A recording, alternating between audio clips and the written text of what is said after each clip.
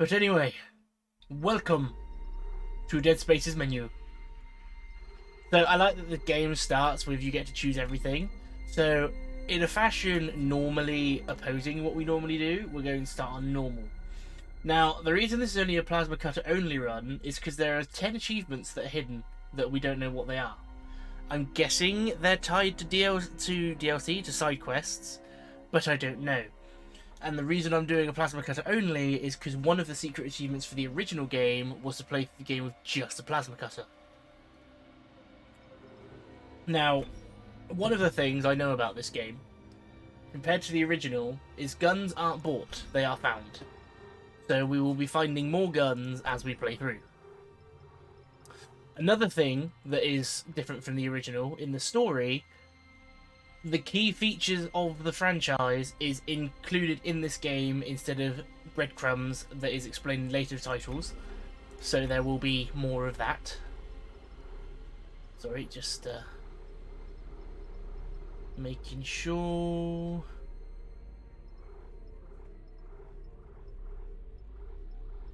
Aim, shoot, reload is R. Select weapon, previous, scroll wheel, yep. Alt fire is space. Okay. Well, I suppose alt fire isn't necessarily a second now. I'm thinking Dead Space 3. So alt fire would be on like plasma cutter, it just turns the blade, the shooter. Stasis is C, kinesis F, good. They use the Q and E for the... Okay. So, we know that the story, it's brand new, but not. The guns are found, not bought. And there was one other thing. The AI is apparently smarter. Now, I don't know if that means that they make more use of the vent when... Because in the original game, if I remember correctly, when an enemy was out of sight, out of your line of sight, in a combat scenario, they would use a vent to get in front of behind you, so they'd get closer. Even if you just turned away, they'd run off into a vent and then fight you again. That's why some players would find that when they turn to run, the enemies are scampering away, because you broke line of sight. So yes, this whole playthrough is going to be the entire game, so this is also just to enjoy the new story and the new graphics, locales and all that, with a slight challenge, just so I have a reason to play it on normal. And the plasma cutter only run is homage to the first game, to the original Dead Space. Want to see if it's worth an achievement, and frankly, unless they've really over tweaked it from the original, the plasma cutter is like one of the best guns. It's basic in what it does.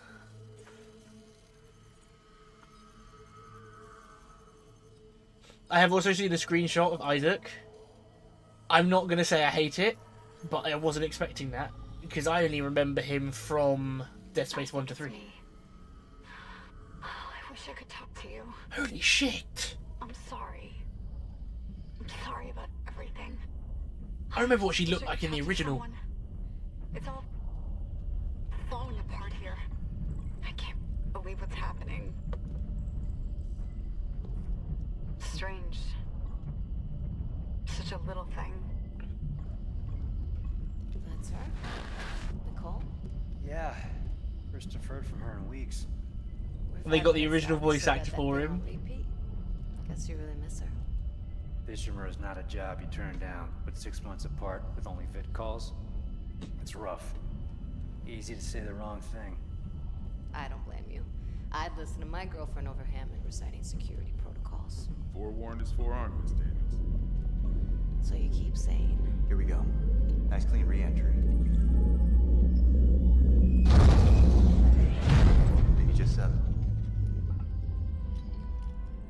Imagine 6 months staring at that chunk of rock. To an independent miner, that's paradise. Aegis 7 is one of the richest finds in CEC history. Some prospecting team set up for life. Now where is she? There. Confirming visual contact with USG Ishimura. What a beauty. Biggest planet cracker in her class, you know. And it looks like they already popped the cork. Why is it so dark? We should be able to see your running lights. Yeah. I'll get us into hailing range. Someone's got to be waiting up for us. Just be careful on the approach. I'm not taking any chances with the CEC's pride and joy. No chances, huh? Is that why you were digging into my personnel files before we left? You check your file access? I'm a computer analyst. Comes with the job. I ran standard CEC background checks, Miss Daniels. If you want to work in the big leagues, you have to play ball. Sir, we're in hailing range. Apart from that dialogue USG about the Ishimura. This is the video emergency maintenance logs, team of the USG Isaac has said the same responding to amount. distress call. Come in, Ishimura. Ishimura, do you copy? Come in. This is the USG Kelly. You ever hear of a full communications black on one of these things? Never. Come on. Someone pick up the damn phone. It's so weird to hear him speak though in this What game. the hell is that? Sounds like their communication array is busted. Maybe a broken encoder. Daniels and I can handle it in 48 hours, max. Hey, that gives you plenty of time to catch up with Nicole. Yeah, I hope so. Jen, Johnson. It looks take us in. amazing. Gravity tether's engaged. Automated docking. Let's go. We're losing control. Fuck! We're on course! Daniel! Guidance system override isn't responding. Shit, we're coming in too hot. He's gonna smash us into the hull. Check! Aim for that emergency stabilizer. There! The blue light! It might slow us down. Drop the flash.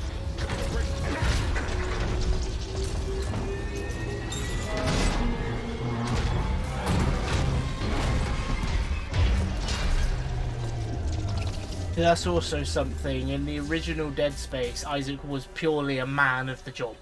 Second game, he was a Good. mental patient. He never did engineering, so it's going to be interesting to see how he interacts with the game this time. Be broken. Shit.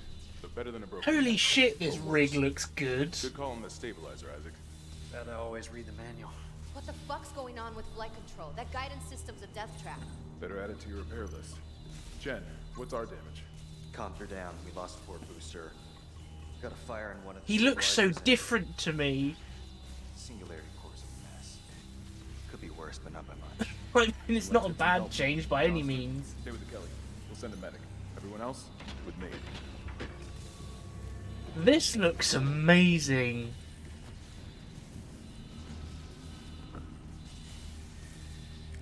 Oh, this is phenomenal, and we're only in the opening. New arrivals. Hang on, I need to turn the volume down a bit. The sad thing is, whenever you play a horror game and you have to turn the volume down, it's always a bit of a disappointment. But I'm just wary it's going to overpower me in a combat scenario. This looks fantastic. I think I'm gonna keep the voice at the top. I mean, I imagine they've made a major change over the original. Like when you played the original, if a necromorph came bursting through an event, it was like that's where the scare came from, was just how loud it was. Standard procedure, Miss Daniels. We'll register them in the flight lounge. I wonder if the Peng treasure's still here. Everybody, half the ship must have heard that landing. Be proud, Jen. You gotta see her one of these. Johnson might disagree. What? You're off and about the first round. I wouldn't mind something to steady my nerves, especially on CEC stuff. So in the original game, I don't think it's necessarily in this runner, but on the runners, there was something called the Peng treasure, or the Ping treasure. It's a little statue. It was worth an achievement. So just seeing if it's there. You can't get it without the kinesis module, but you come back here later. Guess we better go. Well, actually, I can't say you come back here later, because I don't know. There's something there.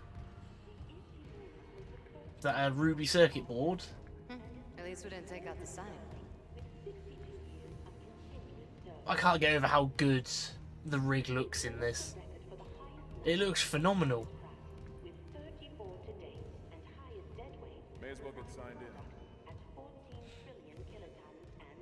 So one of the great things about this game is the kinesis modules, where it's essentially telekinesis. but if you can use it to use the environment to your advantage, so you can literally, I think you can shoot. Could you shoot and throw it? So you could literally shoot an enemy if it got too close, just throw it at them. Come sink your rig.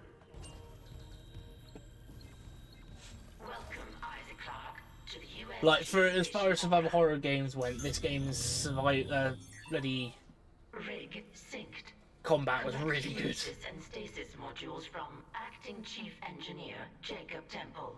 Location? Error. Employee not found.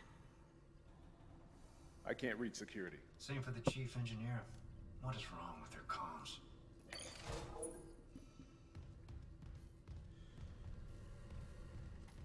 I like this a lot.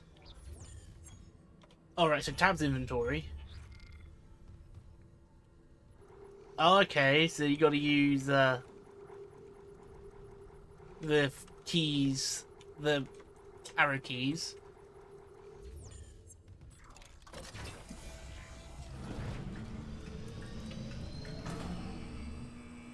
To navigate your menus. I can't get over how good the rig looks. I love one of the big things about Dead Space as well when it first came out was the fact that your HUD is that. Someone left in a hurry. It's literally your back. So you're not populated with loads of overlays. Where's anybody? There's nothing logged. No duty roster, no power to the elevator. And the fact that NPCs as well, when they take damage throughout the Security game, you can console's still see it working. on their Isaac, on their get a rig. damage report. I'm done playing around.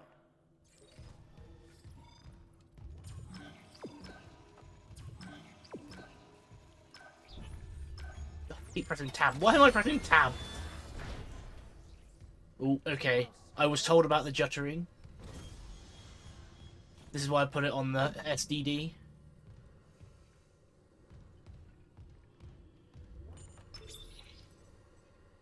Oh god, that smell. What have you got, Isaac? Shit. It's not just comms or the guidance system. Half the Ishimura's in the red. Engines, hull, the trams. Could do that kind of damage to a planet cracker. Okay, got us some power. Ventilation's up. Power to the elevator should be next. Hazardous anomaly detected. Quarantine activated. Another malfunction? No. The quarantine systems are all fine. Oh, wait. Do you hear that? Yeah. Yeah, I hear it. Hammond? Take it easy. Daniels, get those elevators running. There's something in here with us. Oh, wow. They look so good.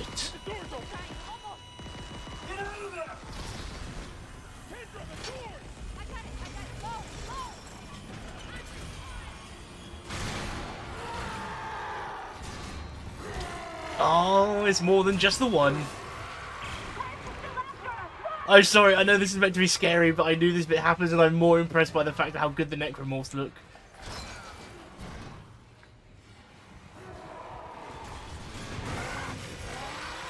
They look so dark. That's incredible. Like, they've actually, when they originally did the necromorphs, you could see the human features on them, but not as prominently. But they look so human in this.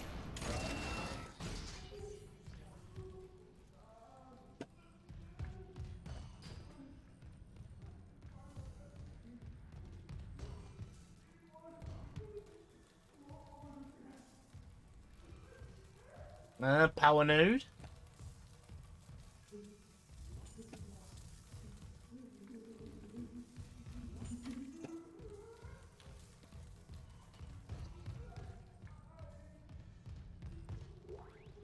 Ah. Oh no, it's Dead. I'm thinking Dead Space 2. In Dead Space 2, the plasma cutter was doing surgery on someone. That's the one I'm getting it confused with. I mean, it looks like such a simple gun, doesn't it? But it's so good. Cut off their limbs.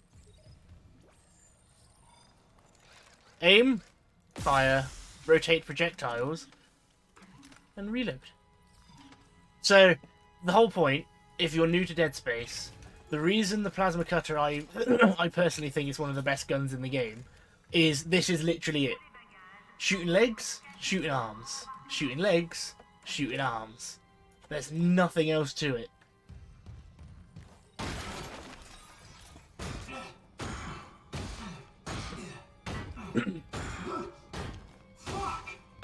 There we go, he does continue to swear. Oh man, yeah, like the plasma cutter, you can literally backpedal and just keep swiveling and shooting.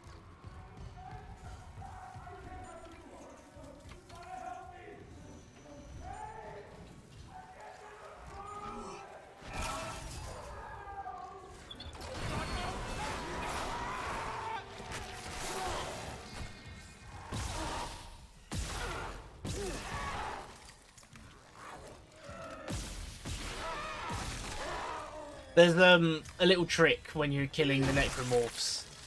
Like, this is tips. This is really basic stuff for anyone who's brand new to the series. Always start with the legs, then aim for the arms. If you take out mobility, then take out their secondary mobility, which might be their which might be crawling along the floor. Then they can't get to you and they pretty much just die.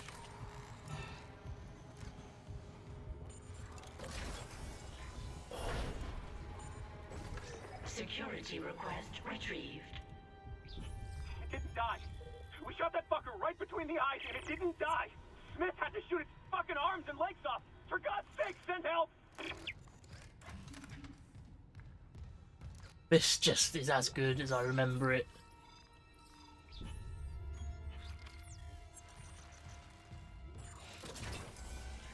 This is, like, it's as creepy as it was. Isaac. Oh my god, Isaac. You made it. Just... they're everywhere. Shit, is he, He's gone. Nothing I can do. What the fuck are these things? The ones I saw, some of them were wearing Ishimura uniforms. They're the crew? How the hell can they be the crew? Look at them. We need to get to the bridge. I'd rather There's not. 1,000 people on board. Someone will be there. We can't. The tram system's wrecked. Everything's locked down because of the quarantine. And you're both repair techs. So how do we do this?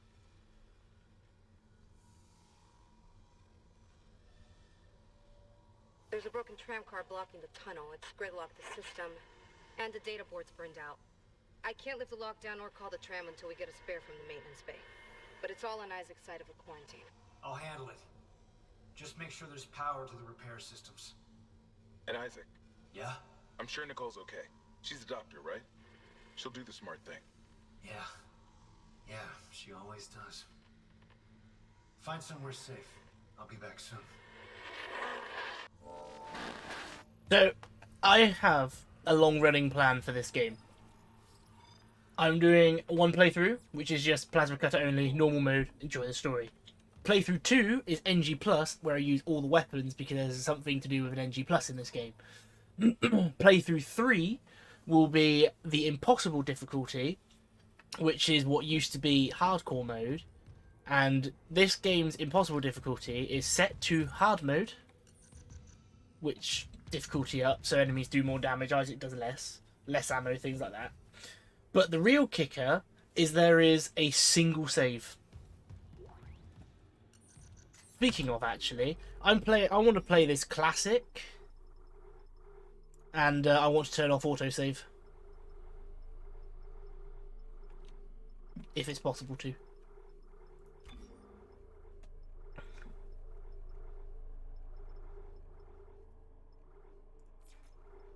Don't think, but I want to play this classic. Like, the only way to save is to use save points. But yeah, the impossible mode is the end result for this series, and it's one save. So however long the game is, it will be done in 2 streams. So the longer it takes me to finish the game, the harder that stream will be. So if I'm going to end up having to do some speed running in that, just to skip over things, skip side quests, stuff like that.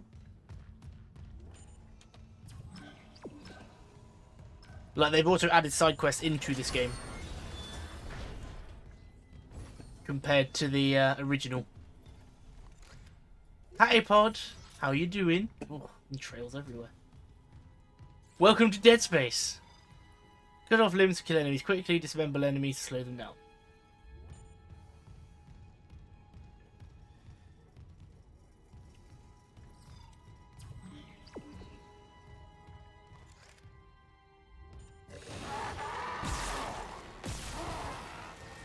You can never trust a lying necromorph. If you haven't killed them, they're probably not dead.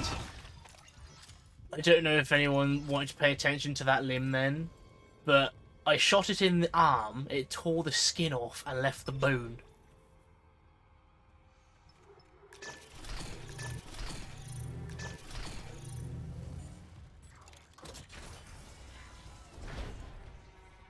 Plasma Cutter's amazing. Like, anyone could tell me it's like the worst weapon in the game and I wouldn't believe them.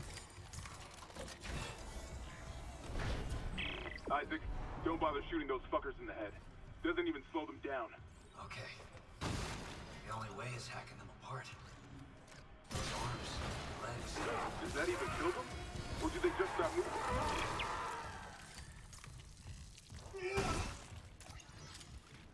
It's just everything about this is just so memorable and I remember everything. Yeah, the Plasma Cutter is just basic start pistol.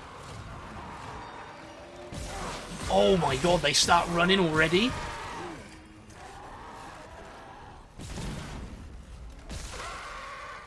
So, they don't normally run until a little bit further in. I remember, like, backpedaling and it's fine. Ooh, boy. You can tell that when they do stuff that I'm not used to, like with the sprinting, because I miss what I'm aiming at a lot more.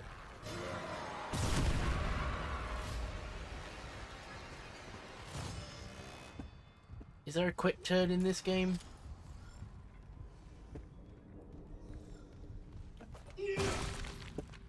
So it does benefit to explore everywhere. Because I need the, like this, if it's the same, that purple glowing object is a power node, which is used to upgrade your weapons and your armor.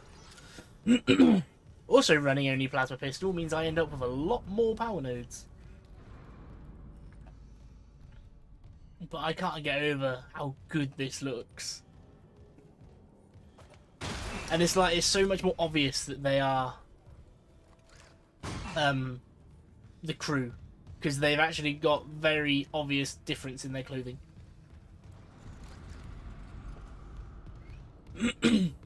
But in normal horror game fashion, it takes a lot to make me nervous. So don't expect a lot of screaming. Not until impossible anyway, when one death means the end. That's gonna suck. Like, that's what makes a lot of the one life modes scary for me, is the fact that, you know, that death is the end of my playthrough. The original hardcore mode to this had 2 saves.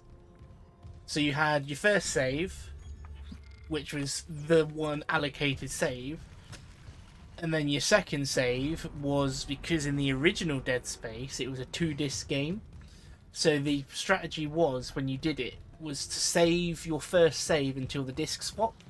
So you save there, you've got your checkpoint, and then you use the last save before the final boss. Now the challenge for me will be knowing when to use my one save.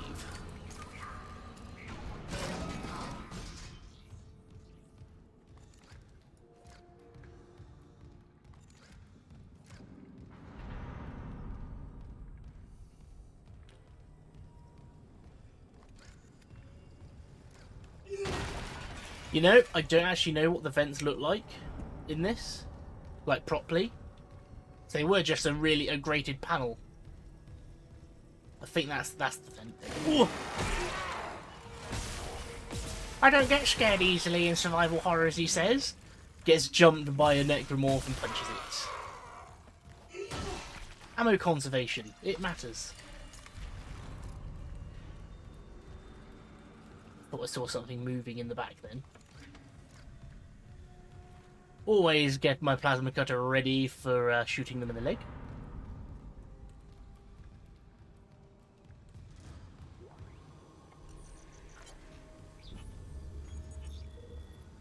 I don't think I'm going to spend much time reading the dialogue that is just diagnostic checks on the ship. Also, I think if this game follows the same anim economy as the original, you get more bullets for the guns you're holding.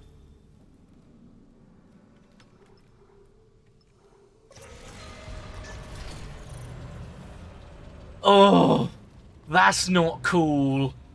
To activate that maintenance bay, you have to turn off the lights.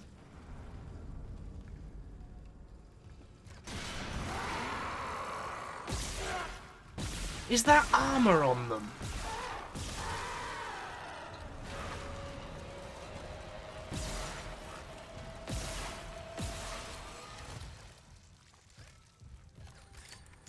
You sneaky bugger game. Oh, if you want to go and get your upgrade, make sure to turn off the lights, won't you? Cheeky bitch. Also, elevators aren't a safe point.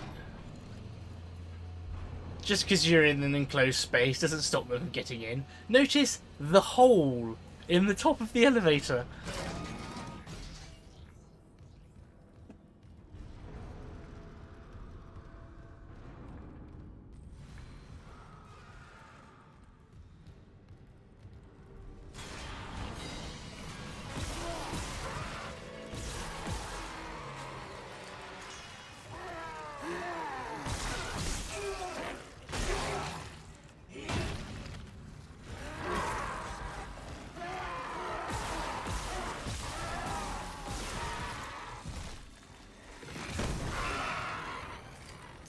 Marksman.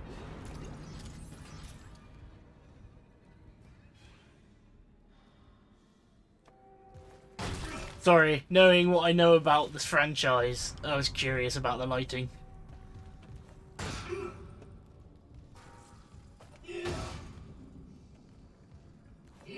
Where was that other one I killed?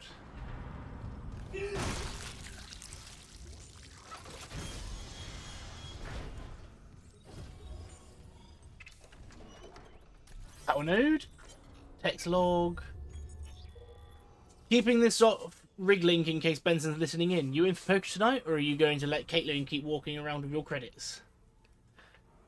I'm in, but can you not invite Pavey this time? I know he's still blaming himself for Sir Rossi's accident and everything, but no one wants to hear about anyone's fucking nightmares, especially that one where he saw Sir Rossi up and walking around with half his head missing. And don't give you shit about it, I'm serious. It's messing with me. Last night I had one of those dreams where you wake up, you know? But my dad was sitting next to my bed, talking to me. It felt so real I keep seeing him out of the corner of my eye all day. And trust me, that's one son of a bitch you need to stay dead.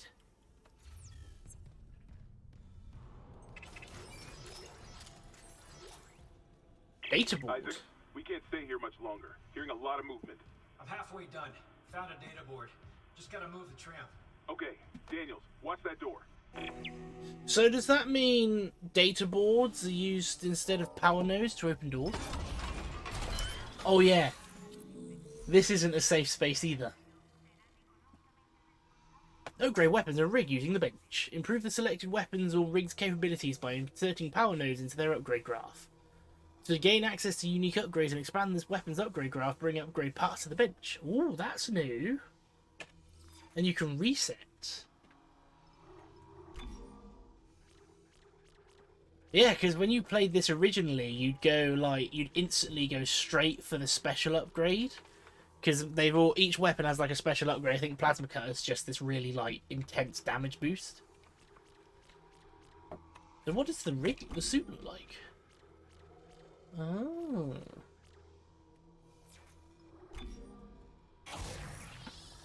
Yeah, you weren't able to respec or anything in the original. So once it was in, if you wasted a power node, you wasted a power node. And speaking of wasting power nodes, I just made mistake number 1. You always need to be holding a power node in case the you find a power node door. I don't know how if there's power node doors in this game. The power node doors are normally leading into a supply cache.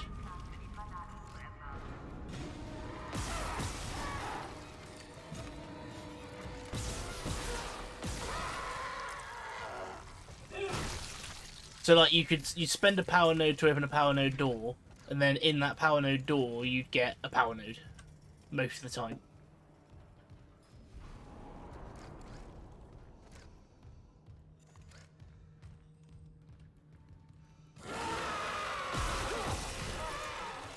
I'm sorry, Mr. Necromorph, you weren't there the first time. I am too cautious for this game, so it's difficult to surprise me.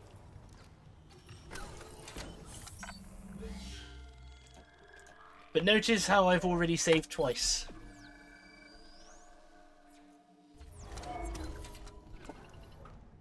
Look, I'm not playing this hardcore style now. We're doing hardcore style when we get to hardcore.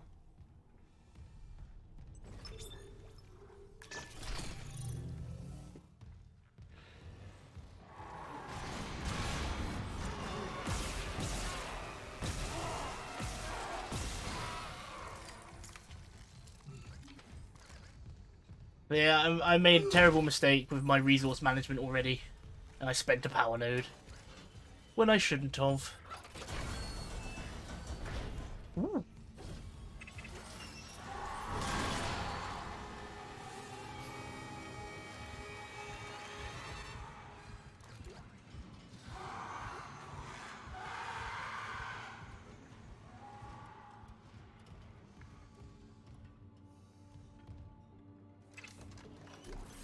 Power node. Hold on to that. Bronze semiconductor.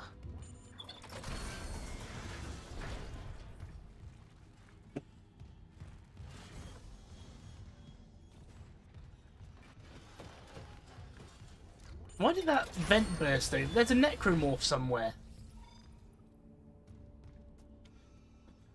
I don't know. Oh good. The map which I never use. I think I remember my brother describing this game like they've made it more like a Metroidvania. So, so that there's more places to explore. Contact maintenance immediately.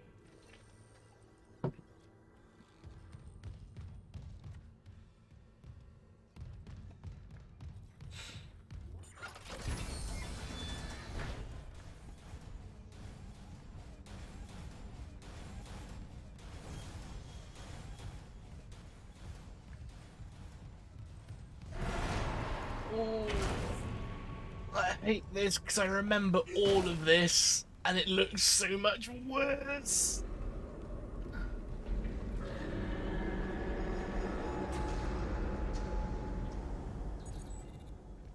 Security clearance required. That's a new system. You can only access places depending on your security clearance.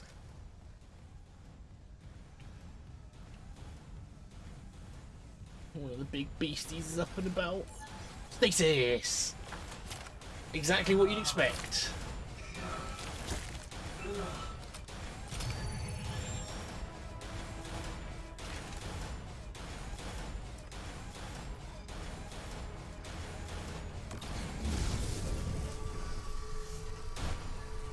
You can upgrade stasis to have more effect, longer lasting effect, and more charges. And believe me, you want stasis.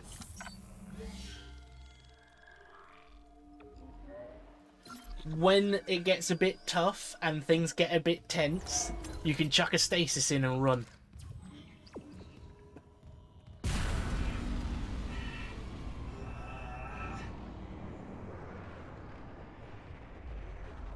Huh?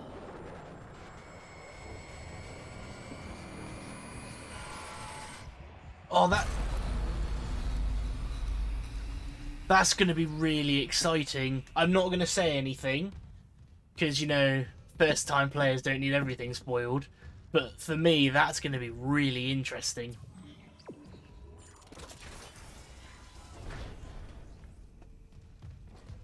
But it's interesting they've done it now. Oh, I really want to talk about it, but I know I shouldn't.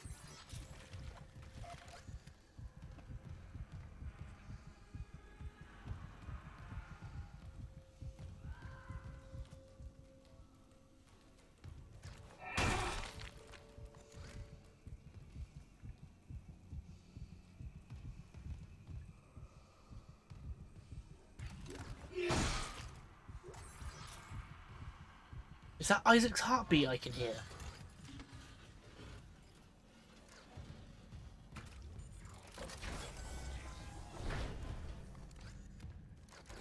Oh, you never, even though I like my survival horror games, that feeling of hopelessness that anything can pop out at any point, and the fact that this whole game is in tight, closed corridors, just makes it amazing.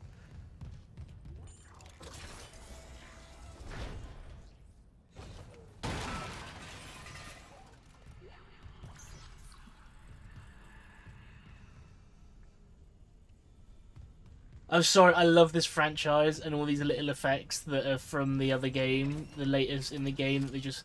Essentially, this game, I know it sounds silly, but makes it so 2 and 3 haven't happened.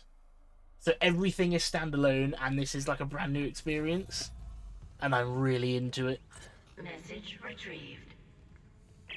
Vents into engineering. You got a stasis module handy? We need one in tram maintenance stat. The autoloader's fried. I got a damaged tram car on the tracks, and if the whole system's gridlocked, guess who they're calling? Temple here, sending a stasis module now. What happened to the autoloader? No idea. A lot of shit's been breaking down. I keep hearing things. Down in the gears where no one could be. You know? I know. Oh. Like, honestly, if you're watching this and you're interested in the story, for a survival horror game, this game's story is phenomenal, and you really don't want to spoil it.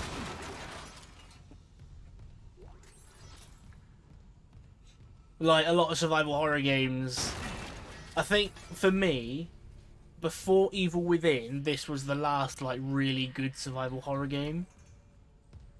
Like, they just got everything right with, like, the atmosphere and the horror and the gore and everything like that.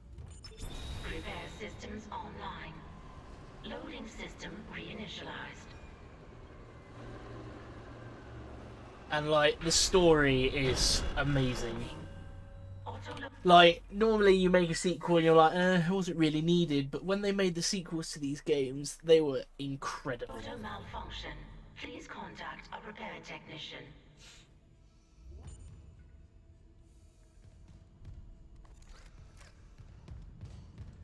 Do I need kinesis?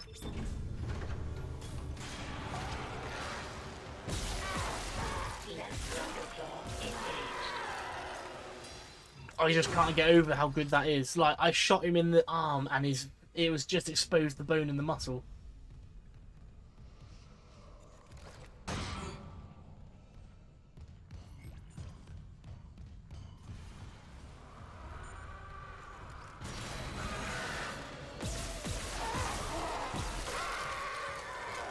I'd love to take the time to show you about it properly, but I don't want to take damage. Look, look, look, look, look. So I slow him, shoot him in the leg. You can now see his bone.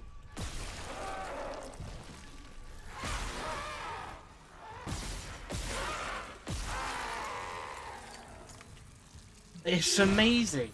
It used to just be, you know, oh, we shot him, we done damage, well done.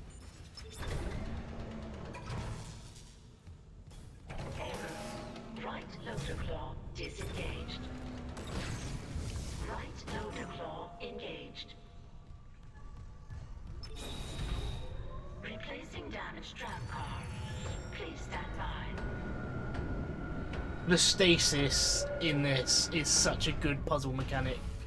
I know, for gore, you don't think about it, but I read when they were doing the dev stuff for this, I followed it very closely.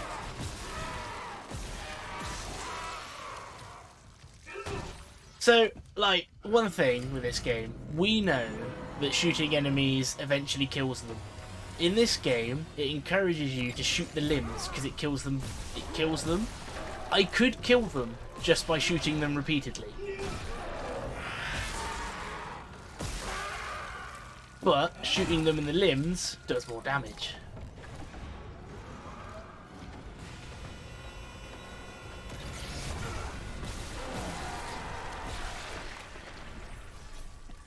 Once you get the kinesis module, combat really changes. Replacement complete. Like, I am loving this. The tram was jamming the whole system. I'm heading back to tram control. Should be able to call you a ride to the bridge. Good. Just hurry. I keep hearing noises right under our feet. Like, Final Fantasy VII and this game and Resident Evil 2 and 3 Remake, this is, if you're making remakes to games, this is how they should be done.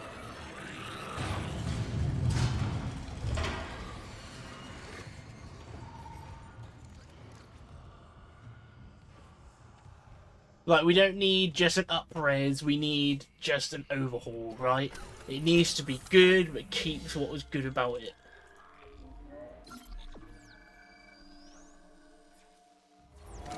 Like, so far, apart from the graphical changes and everything that you see visually, this is exactly the same as the first hour of Dead Space from 2009.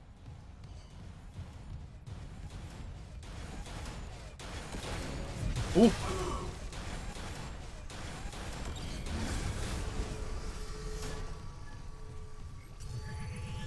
You can die to these environmental hazards, if you're wondering. I want to see how long I can go without dying, you know.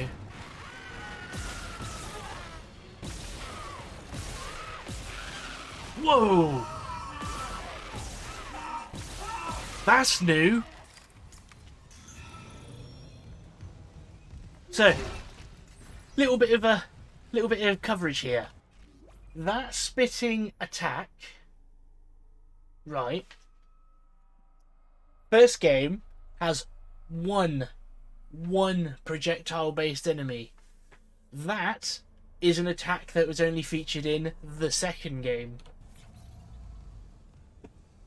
So they've made it that the enemy as basic as the slasher has a projectile attack.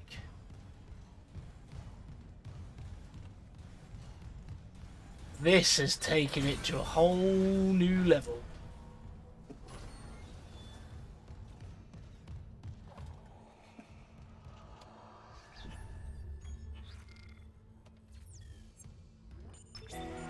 Maintenance complete. Calling tram. It's clear. There's I think it's chapter 8 is the chapter I want to play the most. Flight deck tram control. When we get there, you'll know why. Well, did they take the idea for the Stockholm gates, or did the Stockholm gates take it from this game? We're on board. Something hit the roof, but it seems operational. Quarantine lockdown's lifted, so you can get to the hangar. Comms are still down though, so be ready for anything. What's the plan? You and Johnston fix up the Kellyan. We report to the bridge. Standard emergency protocol. What? Protocol? Hammond, people are dying here. And I'm not losing anyone else. We stick to procedure. We'll get through this. We'll see.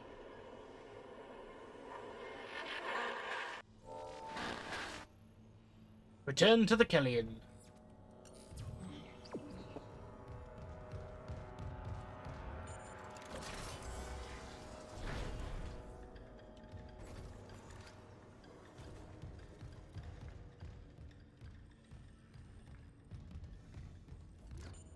They get you to go back through the corridors.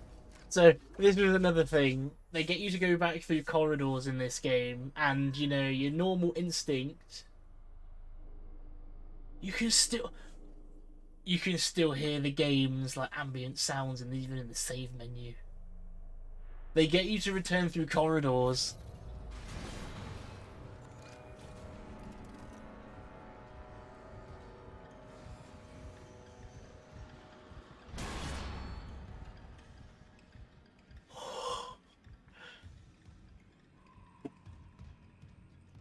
They just destroy vents randomly now. They don't even attack straight away.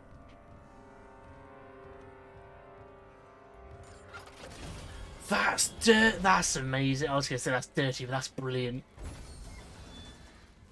So they used to, if they're going to attack, they destroy the vent to come at you. But now, they destroy vents just as they go around. That's brilliant.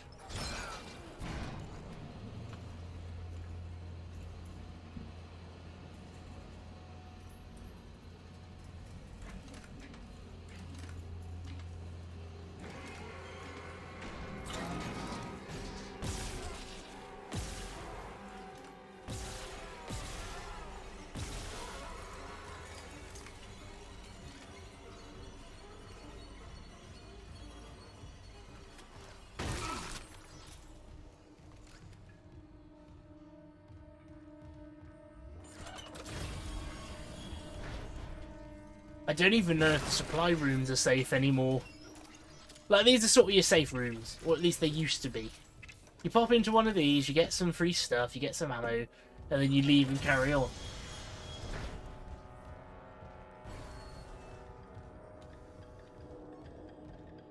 But with everything changed...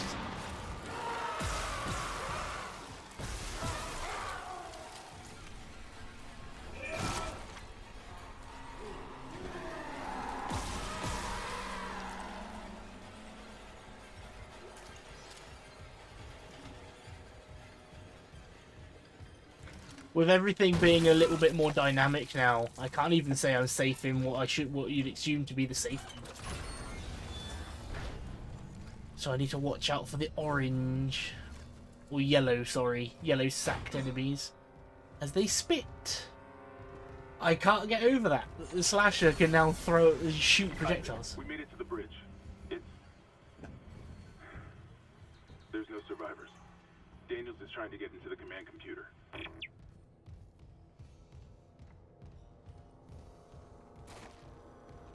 I mean, Isaac's got nerves of steel, though.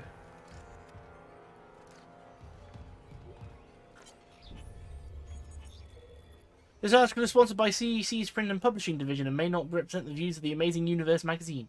Imagine a world where basic resources like fuel, ore, metals, and ice are hard to come by. Imagine if humanity's needs were entirely dependent on the nearly extinct resources of the Earth and the dwindling supplies of the colonies. Older readers don't need to imagine such a world. You lived it, less than a century ago. Looking to the stars for additional resources was nothing new, but at the time, the only shock point capable ships were smaller vessels that could barely keep up with demand. Enter the Ishimura, named after the celebrated astrophysicist and inventor of the shock point drive, Hideki Ishimura. The USG Ishimura was first of the massive planet cracker ships, built in 2446. She has enjoyed a long and storied career. The Ishimura is the first vessel of her size to utilize the shock point drive for large-scale commercial deep space expeditions. At her inception, the Ishimura was hailed as the saviour of the colonies. She was created to mine and process asteroids and even small moons with remarkable efficiency. She was also the first ship capable of the pioneering scan and catch technique for harvesting mineral-rich asteroids. Utilising huge gravity tethers, the Ishimura could lock in onto asteroids and pull them inside the ship's massive collection bays for quick and efficient smelting. At 62 years old, the Ishimura is still in remarkable shape. Her equipment has been upgraded over the years, and many of her interior spaces have been retrofitted to take advantage of current technological advances.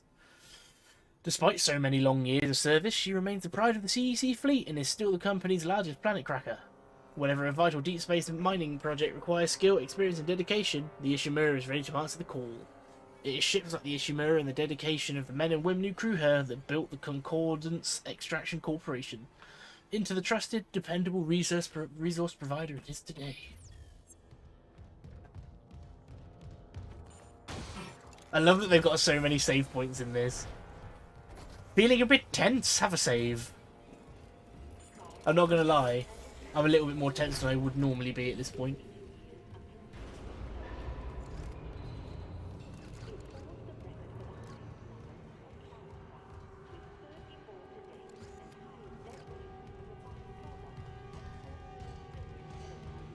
There's one thing you should never do in this game, is just sprint. Because something's going to go wrong if you're running everywhere. That's just horror. With my back. Singularity Corporal is an expert. Ooh. Per request, here's what we could find on these specialists they sent for the repair mission. Isaac Clarke. Isaac was born to Paul and Octavia Clarke on Earth in the eastern seaboard region of the American Republic.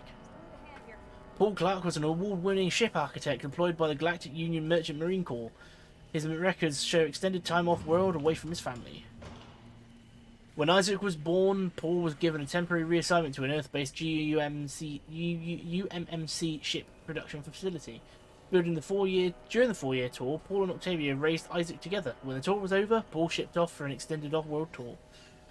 Paul's influence on his son must have rubbed off. Records indicate Isaac pursued studies in mechanical and electrical engineering and achieved high honours. According to medical... This is a very long bit of thing.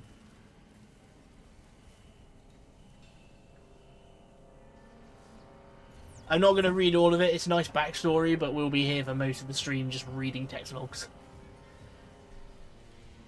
What have you got on you? Is that blood? Haley, I need you to listen. The Ishimura's overrun with... They're fucking monsters. You didn't hear anything? What? No, the comms are still out. Isaac... We need the Killian fixed now. Got a damage report? Yeah, it's there. He looks so different. Should have been with you.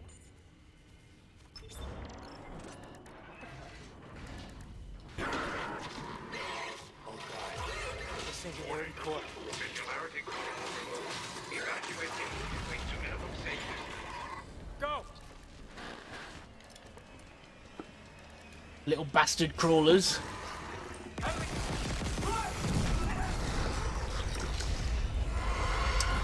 Well, she didn't stand a chance.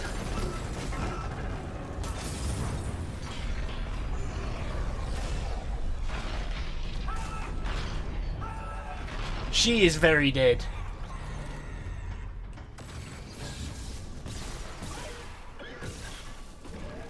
So meet your first. This is juttery as hell. Ooh, that wasn't a good, that was not a good. The game did not enjoy that. So, crawlers are doing a new thing. Isaac, what's happening down there? Johnson's gone. Killian too. The Singularity Core overloaded. No! Killian was our only way home. We're trapped. No! I'm not losing two good people for nothing. What about the command computer? It's a brick. All the primary systems are locked down with the captain's codes. So we find Captain Matthias. Track his rig.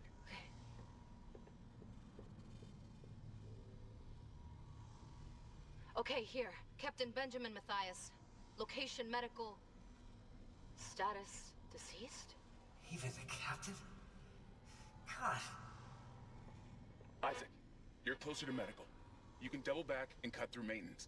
Find the captain's body and get his rig. With his codes, we... What was that?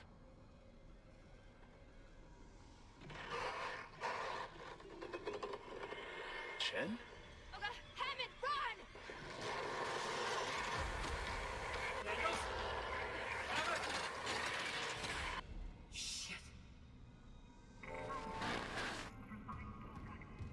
So it seems the game doesn't quite like the pre-rendered cutscenes. It had a bit of an issue loading that in, but that whole fight was running at probably 30 FPS. So that's one markdown, is the inconsistent frame rate, but I'm not petty like that, so still not going to stop me from enjoying the game. So yeah, what I was saying about the crawlers. That is a different thing they're doing. Usually, they'd go on both their arms and just full sprint at you until they can get within striking range. Now they jump at you.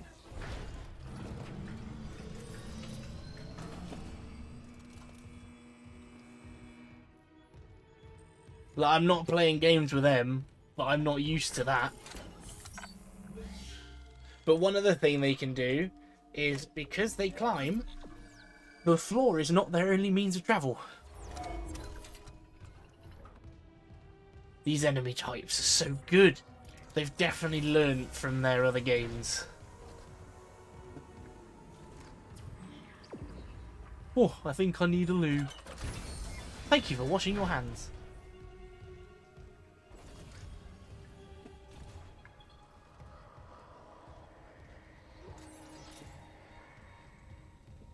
I have to listen so carefully.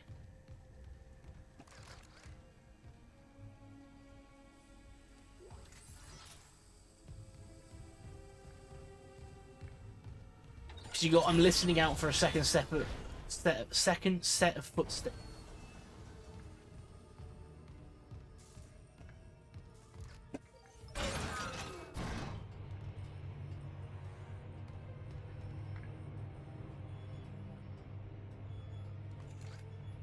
Because they're not always just bursting through the vents and running at me. That's a shop.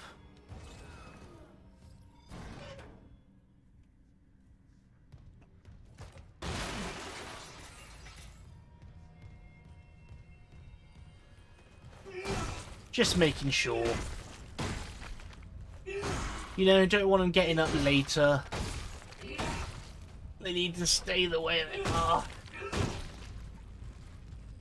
I can't get over how good the gore in this game is. Let's go shopping! The store is a one-stop shop to purchase, sell, and store items for later use. In the store, items can be purchased with credits. Bring schematics to the store in order to gain access to new items.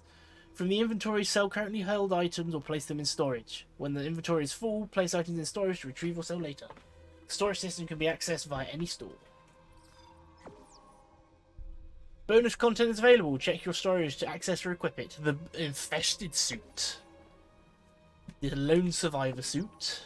The venture. That's a nice looking suit. Sanctified. Bloody. I think Bloody's the original. So upgrading your suit increases your armor in your inventory capacity and gives you armor resistance. So you want to get these as soon as you can. But something that's really nice you'll see in a second with the upgrades.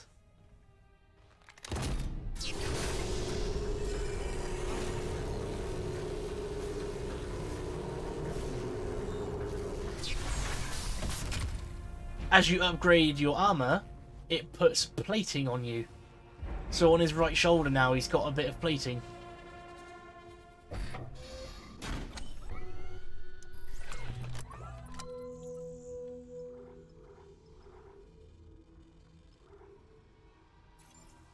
So these semiconductors are literally sellables. You don't need them. But it's also when you're at these spots, you want to try and store and use as much as you can. Oh, this is the legacy. This is what the original armor looked like.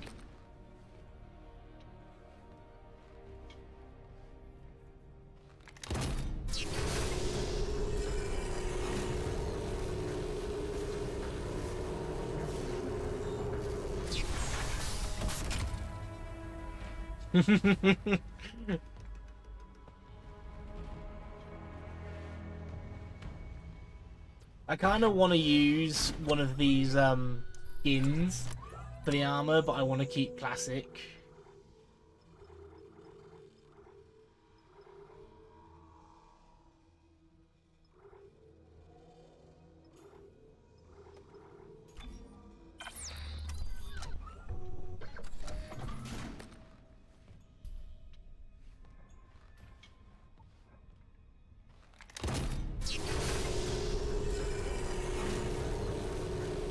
Look, I'm definitely feeling maybe changing my armor vanity look for the next playthrough and stuff, but I want to keep the classic for now because I really like it.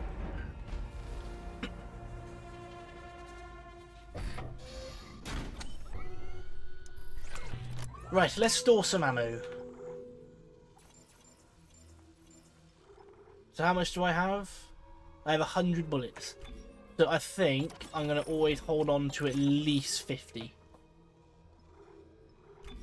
Or maybe a whole clip with a little bit more. And it's the same with these. I always want to be carrying a set amount for my healing as well. Because I don't want to be carrying hundreds and it takes up all my space. I need stuff for later, because you'd be surprised how much ammo and things you can get through in a couple of minutes. The biggest question I need answering is there power node doors in this?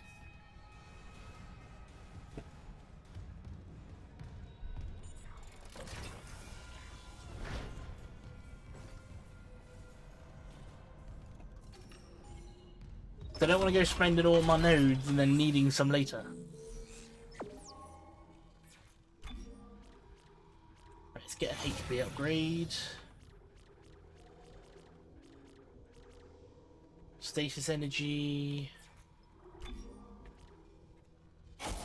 I'm always going to be holding on to one power node just in case. Keep to that old rule. But the aim is to max out the plasma cutter. Like, to be completely honest with you, there's probably only 3 guns in the entire Dead Space franchise that I actually used. One was the plasma cutter. There was something in Dead Space 3 called the line cutter, which is essentially a bigger plasma cutter, and then the rocket launcher, because it had lots of... okay, the rocket launcher and the force gun. Because the force gun would just push everything back, which I found really handy. You know, it gets a bit dicey up close, pull it out, bang, push them away. But there's like an assault rifle, there's shotguns, those kind of things. Never really tickled my fancy, I suppose.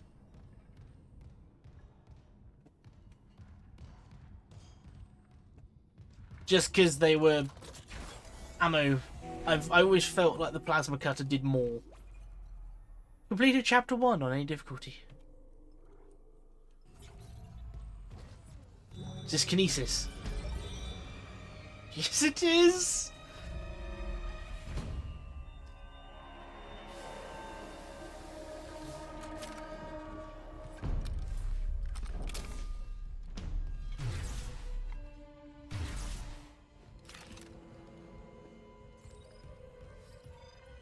Aim and hold and press F.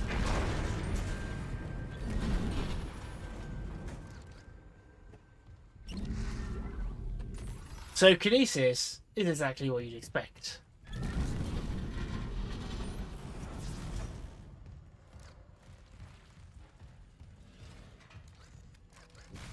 You can pick things up and use them as a weapon.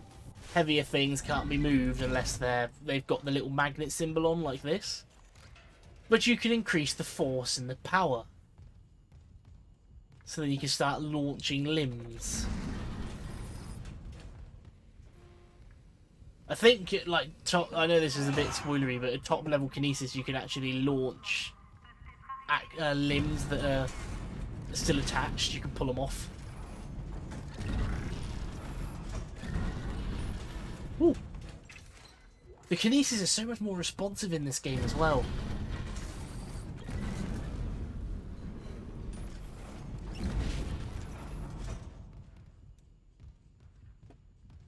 There's a bit of auto aim to it, I think. So as long as you're within a certain, like, vision, line of sight on it, you can use it.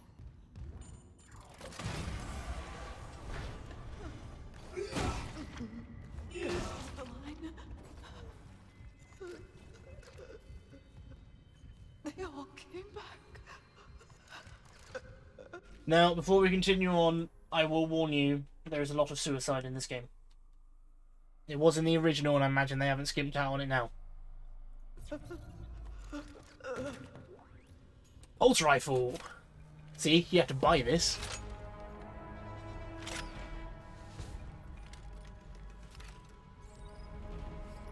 A new weapon has been added to your inventory. Use it, add it to the weapon wheel. I'm not doing that. We are sticking to gun.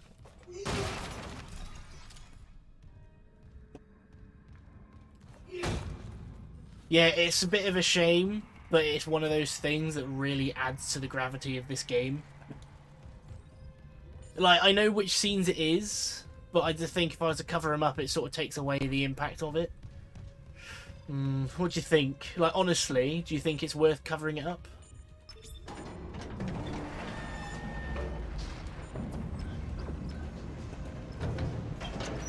Station now accessible.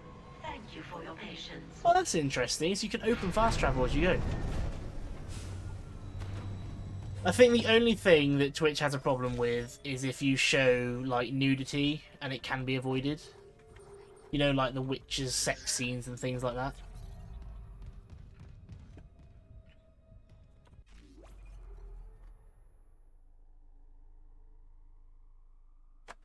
Sorry, I can hear a cat.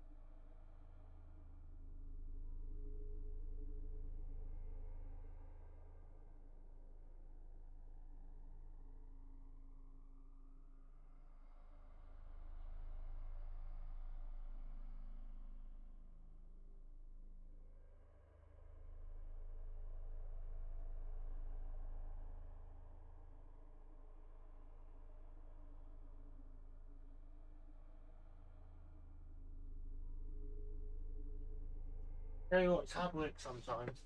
My next door neighbour's cat was shouting at my window because he got confused. He just wanted to let everyone knows. He just wanted to let everyone know that he got a bit of food to hunt with. You know, look at me, well done. And I go downstairs and take the bin out because my mum asked me to. And I come in and she's like, "Oh, I'll give the cat some treat." Why? And then the dog wants so, and I go give the dog dinner.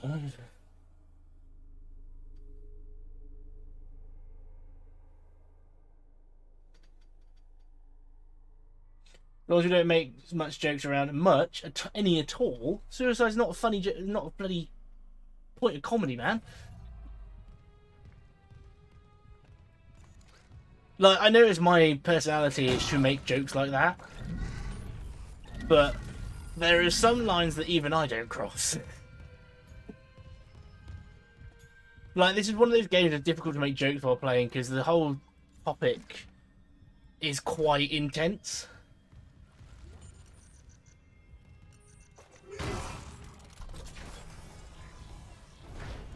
Like, the whole game's plot and topics are really quite intense. They're not, like, anything to be taken lightheartedly. Because there's mental health, there's insanity, there's suicide. There's a lot in this game that is, like, really big mental sort of illness, and they cover it all. Isaac, have you heard from Daniels? We were attacked. She ran the other way. No, nothing. Medical's a slaughterhouse. They barricaded access to the morgue. The morgue? Yeah, but the barricade was put together in a hurry. A hydrazine tank might blow it open. Just need a detonator, like maybe a shock pad.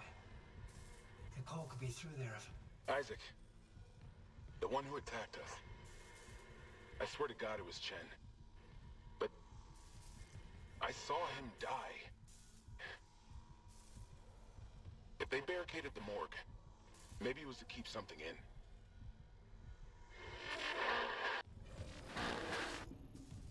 Objective inactive. Retrieve the captain's rig.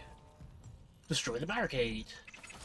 Level 2 security clearance required. That's interesting. Security clearance required to open open a thing. Yeah, like, there's a lot of mental health, like, they cover in this game. And it's not something to be joked about, because it is proper, like, an intense topic. Ooh.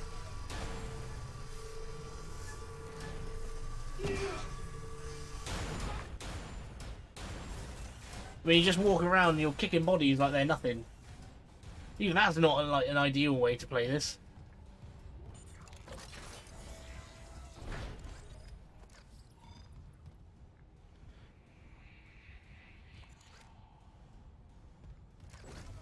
Impaling and throwing. Grab loose objects with kinesis, throw sharp objects at enemies to impale them. I'm sorry. I didn't mean to take your coffee cup.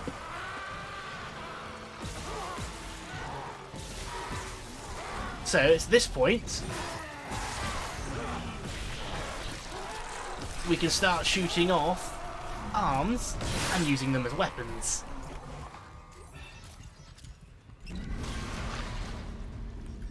Oh, hi.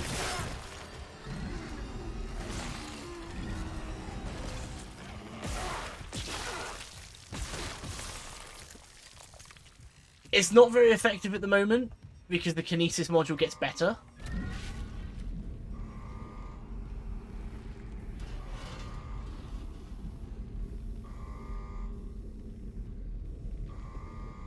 But when you get the better kinesis module, you can start killing with a single blade on the basic enemies.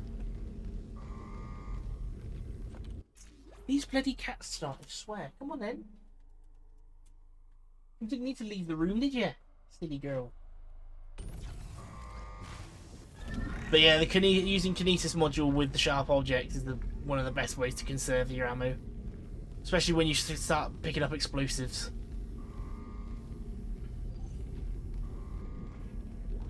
I've noticed as well, using the plasma cutter, they've slowed down the turn speed of the alternate fire. Because normally it was like done, done, done.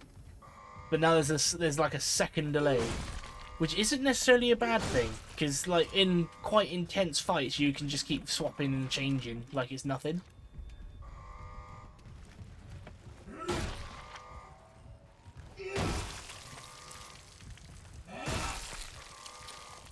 See, it's like going back to that topic of that guy in Games Done Quick. Why do people go to a public thing like that and make jokes about such sensitive subjects? I don't understand.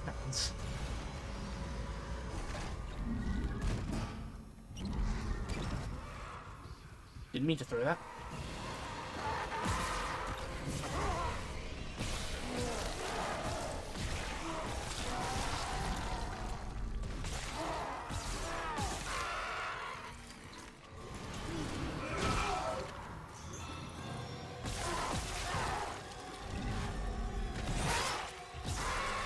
Might need to change the kinesis module button.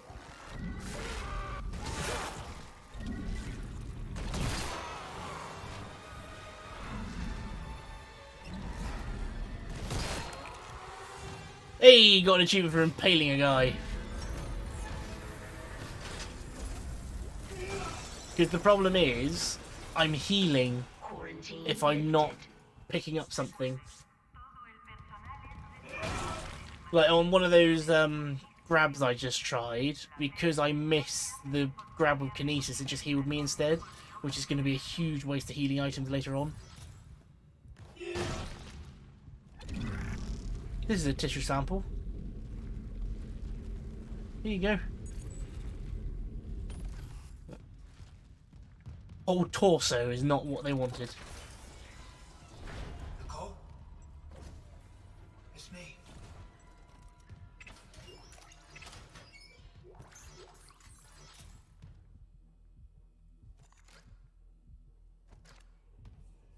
Welcome to the USG Ishimura Clinic. Personal log, Dr. Nicole Brennan. With medication and zero-G therapy, patient Harris is showing improvement. If this continues, there might be hope for the others on Aegis 7. However, Dr. Mercer continues to interfere. He claims Harris's delusions are religiously significant. If I have to make a complaint, I will. I'm not losing my patient over unitology bullshit. Not again. Tracking rig signal. Dr. Nicole Brennan. Rig location? Inconclusive. Manual rig tracking is available. Ah, see, that was never a thing in the original. Okay, dictation on. I'll keep your name out of the transcript. Thanks, it's just so hard to remember what's real. Your church mentor talked to you again. He knows me and my girlfriend want to leave. I can feel it. Our last seminar was all about heretics. However, how every unitologist who leaves is an enemy of humanity. Unitology is big enough to take care of itself. This is about what's right for you. Just be careful. The church pulls out these tricks when they feel threatened. They have neuropsychiatrists too. Even if you get out, they'll try to... Dr. Brennan? Sorry, did something happen? I had a patient who... I tried and her son tried so hard, but she... I will fight for you with everything I've got, but never underestimate how strong the church's pull can be.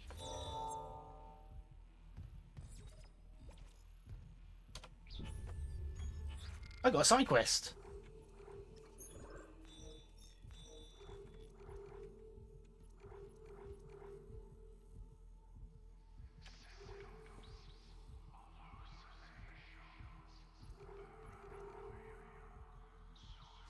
Alright, so that's cool. So if the side quest is inaccessible, it tells you what point it is accessible.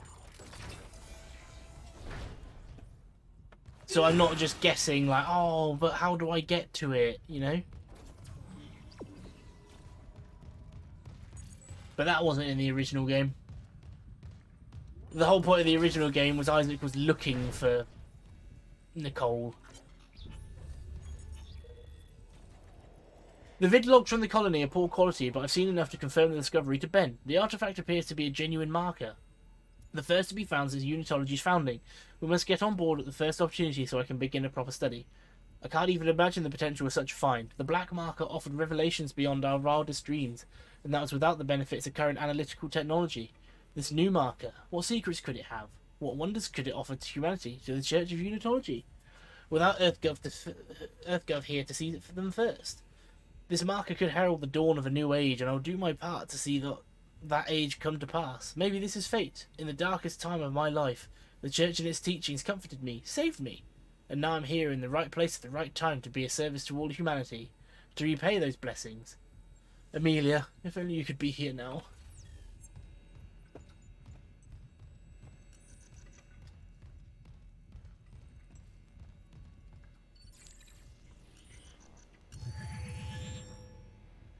Oh.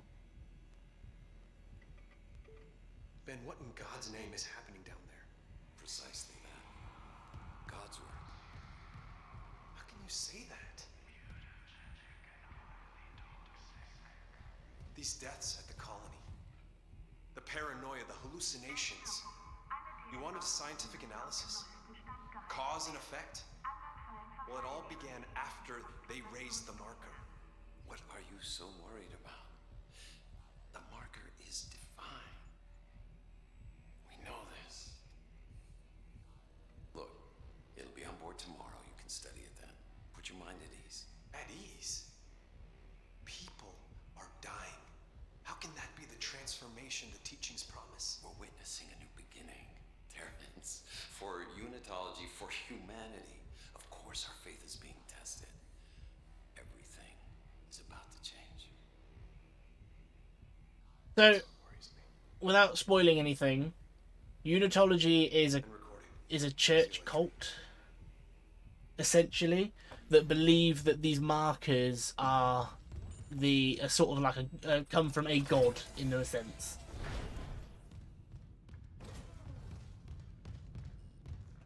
You know, just a little bit of backstory to what Unitology is. They believe that all humanity can become one under the guidance of the markers. Surgical log. Dr. Charles Mercer. Copy to my secure terminal. I convinced Jurgens to show me the video feed from the colony. It's remarkable. You finally see what I've sought all my life. The miners, this transformation, the divide death itself.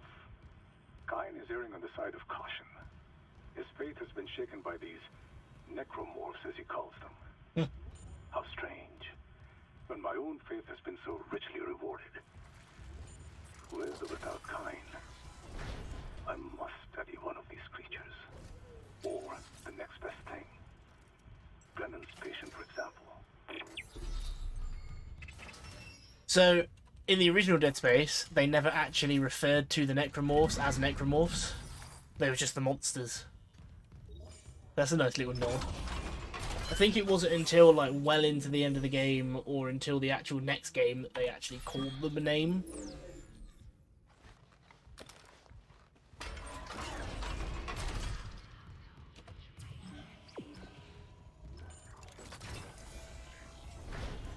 You're going the wrong way, but I know this.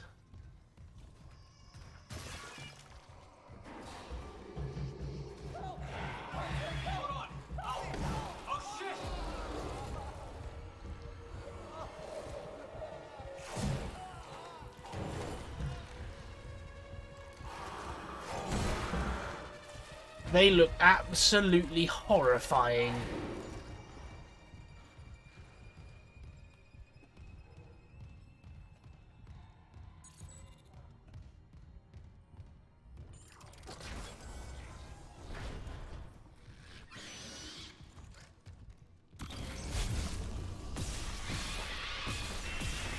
So this, my friends, is what should have been the first ranged projectile unit.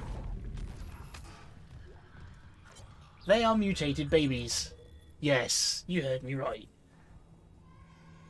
Clerical error. Specimen 426 is ready for harvest. I was about to notify Alvarez to prep for medical leave, but when I checked the database I saw Ensign Sable has been moved ahead of her.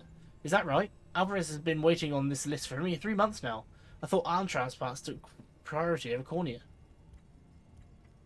Here's your clerical error. One of them brought CEC stock at the last purchase. One didn't guess which one was suddenly bumped up to vital personnel. It's not worth the headache to push back on it, trust me. And before you think about filing an ethics complaint, just remember the wise words of hypocrites. Shit rolls downhill.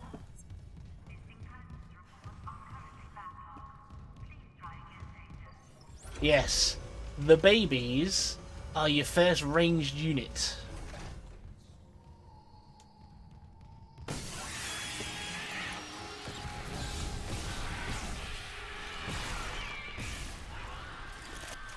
Oh shit!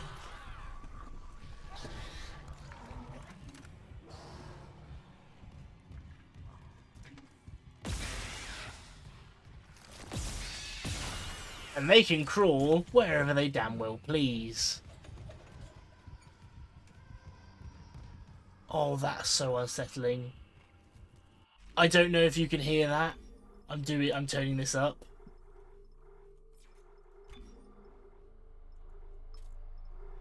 Listen closely.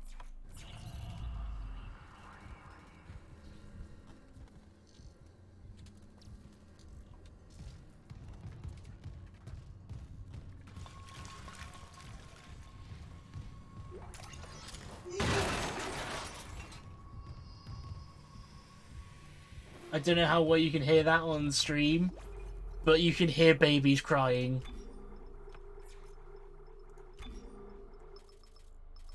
They have done, like, the sound design in this game is phenomenal. It wasn't awful in the first game either. It's just better.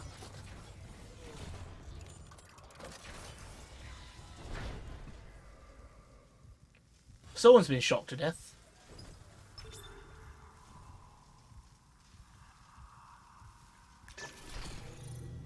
Ooh, shock pad. Daniels isn't answering her rig link. What's your status? Did you find Nicole? Her office is empty. No sign of her. But I found a shock pad I could use on the barricade. Just need a hydrazine tank. Hurry, Isaac. I don't like what I'm hearing out there. See, that's the wonderful thing. Like, the shock pad was meant to be the second thing you find in this list. But because of my exploring, I've essentially... Like, there's no set route. Eventually you have to do both routes anyway. But if you fancy doing one before the other, for whatever reason, it's up to you.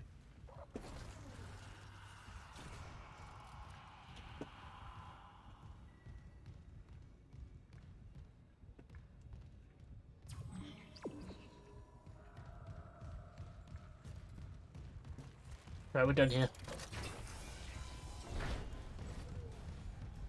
I can't actually remember how many necromorph types there are in this game. So a lot of the necromorphs were rehashes in the second game, but I can't remember how many originated here.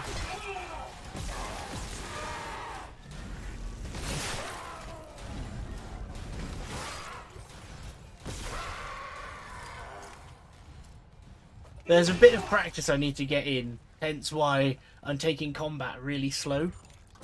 Because when we go to do the insane difficulty, the impossible difficulty, I will not be able to take hits. If I take that hit with that guy that just showed up then, that could be the end of a run. So you have to think, I have to make it through most of the game without dying. Because once I save is then I can start thinking about how I'm going to be dying. And we want to save that save for as long as possible.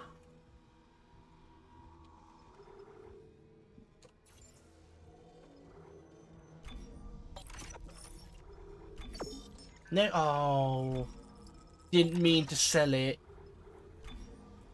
See, since I'm not going to be using these guns, I can sell their ammo. And then use it to buy more power nodes. So at this point in the game, so I think the health is based on segments. So the small heals 1 segment, medium heals 2, and when you get to the large it heals 3, if I remember correctly. But, so as it stands right now, I don't need anything bigger than a small, because I'm not taking much damage compared to my health pool. So like, I'm missing a segment, that's a small. I think the game also dynamically uses the biggest one first. So if I had a large, medium, and small, it would always use the large first. So it gets to the later in the game, it prioritize your smalls just become a top up.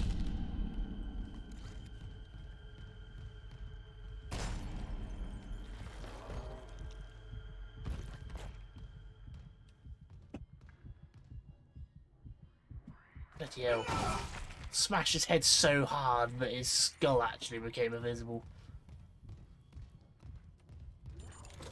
Oh, I can't get over how good all this is, though. Like, it's really unnerving, sure, but it just looks brilliant.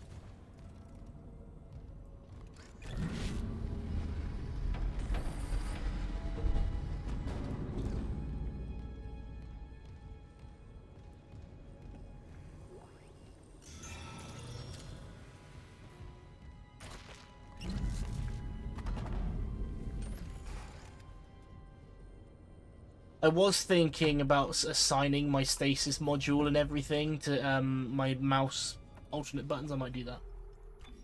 Just so it's all just on my thumb. So... Kinesis grab.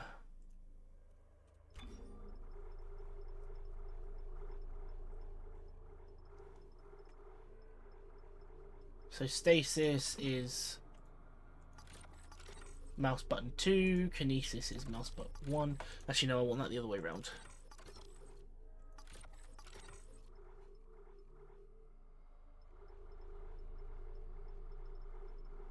So I've accidentally just taken off one of my... I think it's probably just aim, isn't it?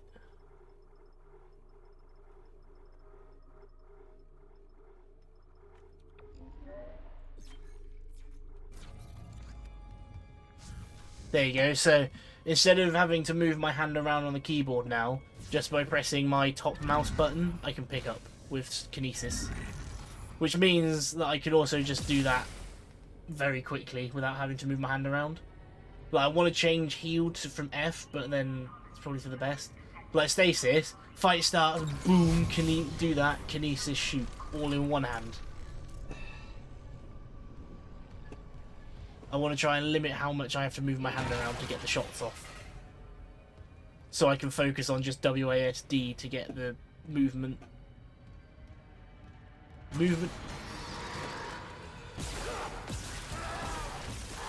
Movement should always come first.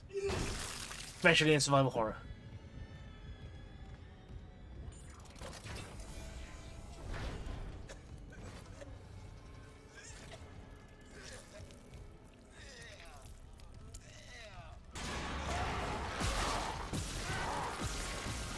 You naughty game. Using the dying guy as a distraction. So one thing I have noticed. When you shoot an enemy, landing a shot on the same limb twice, so like shooting him in the shoulder twice for me, instantly kills him. That time I shot him in the forearm, then the shoulder, then I had to shoot him in the shoulder again. That's nifty.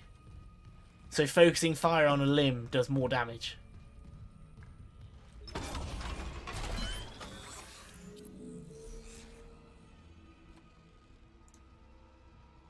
Alright, so the pulse rifle still stays. Let's go for fast reload. And let's increase capacity. Damage, I want as much damage as I can, sure, but... And then let's upgrade the suit once. Do I have to follow the... Yes, you have to get the adjacent node. That's fine. At this point in the game, like I personally know I'm going to get more power nodes than I need since there's only 2 things to upgrade. One with the kinesis, one for the suit, one for the weapon. But it's all about assigning it in the right place for the time being.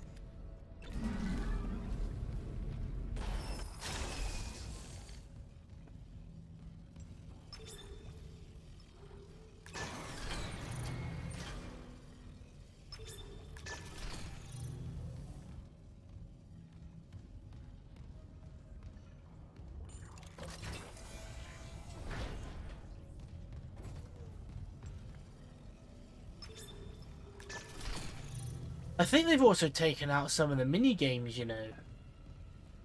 So like when you used to get the hacking done, so things like that, you used to have this little radial mini game that you'd turn the lever and hit the sweet spot to hack in. So it looks like they've taken that out. For now, anyway. I mean, I didn't really mind the mini game, but the problem, I suppose, was every time you go to use it, all that you'd end up doing is you'd activate it, then an enemy jump out, so you just have to come out of it again anyway.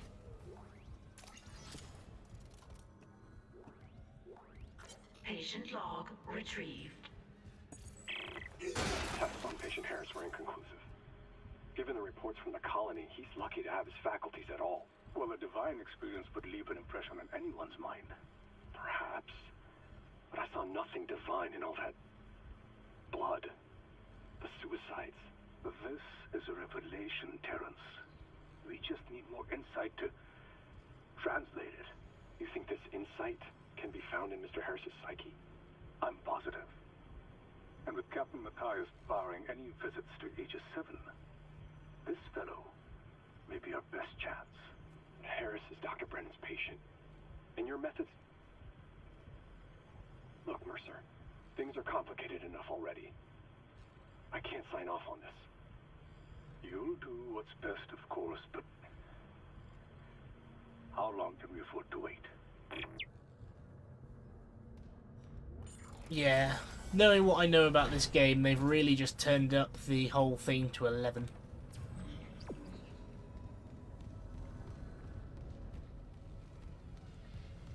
They're not even, like, making it subtle anymore.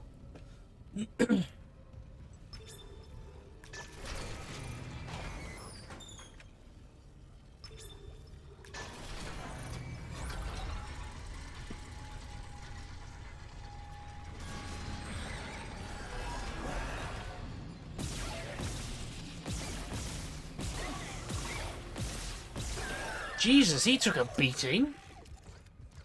I must have missed him more than I thought. They've definitely done some tweaking to this plasma cutter.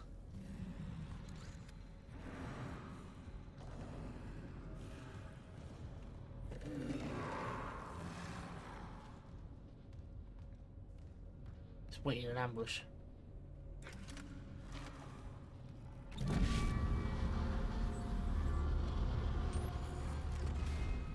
So, just to summarise, a basic necromorph takes 4 shots to kill. That wall crawler took 4.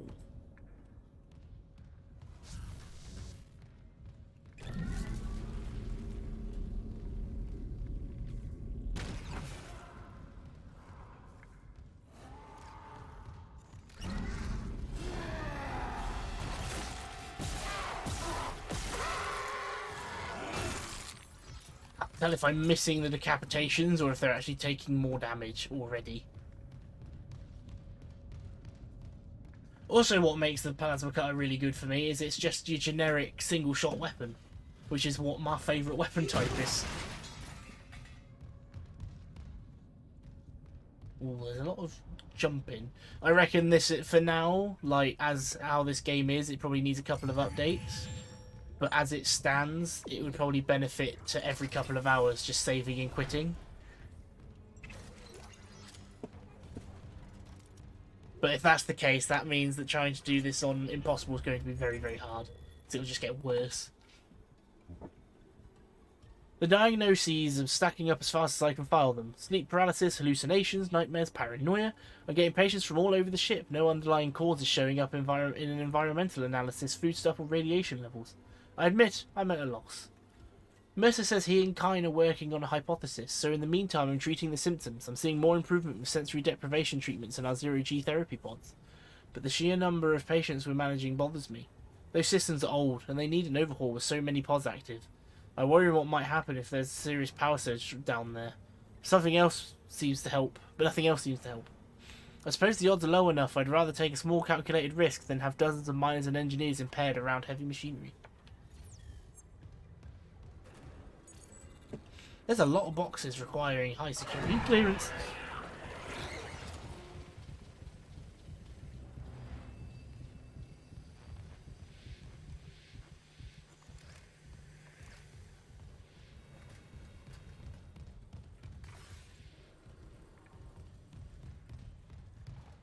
See, one trick, well, it's not really a trick. One thing I always used to do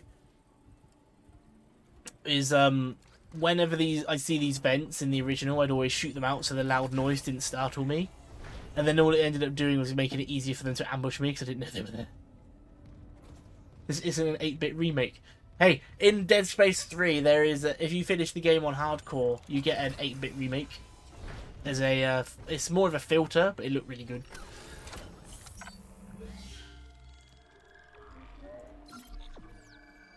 How you doing, Jim?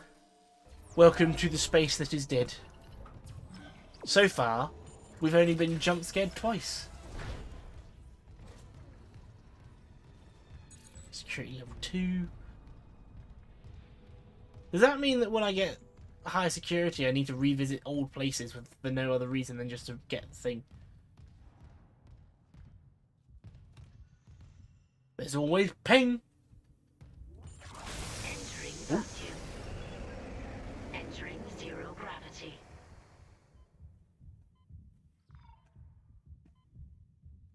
I tell you what, 0G's an experience.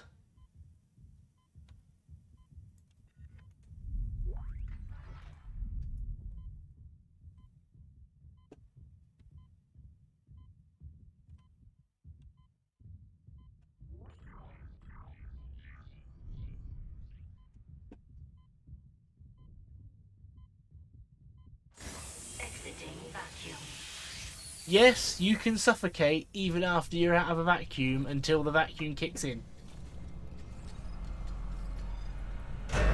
Use boot and suit thrusters to navigate in 0G.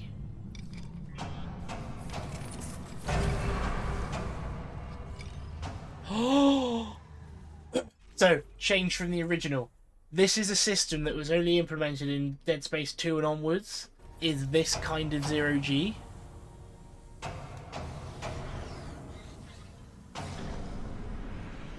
Oh, that's disorientating.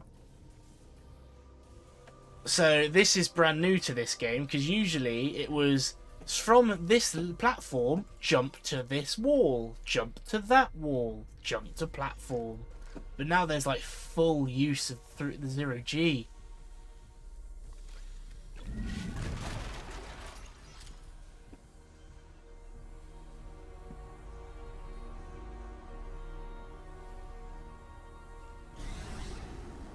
This was the system in Dead Space 3 that really changed the game for the zero gravity. I mean, it was cool being able to bounce around a little bit, you know, just from point to point, but it made fighting enemies a bit of a pain in the ass when they started chucking them in. Because you had to be on a wall to shoot.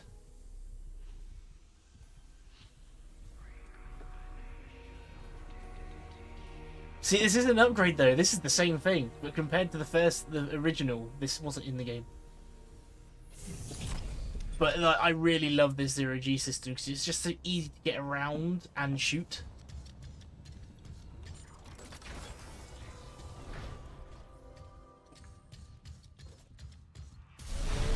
Oh, it's still in 0G.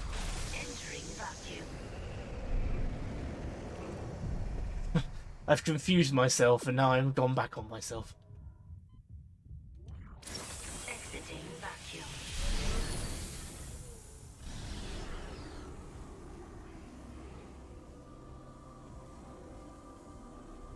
Just got to keep your eyes open for glowing objects.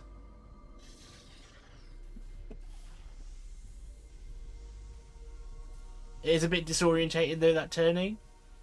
But I mean, let's look at it this way. When was the last time you were in zero gravity?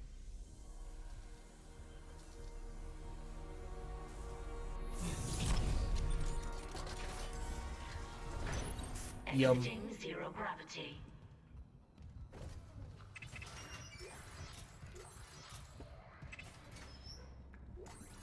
I really want to talk about the whispering we can hear, but that is a story spoiler.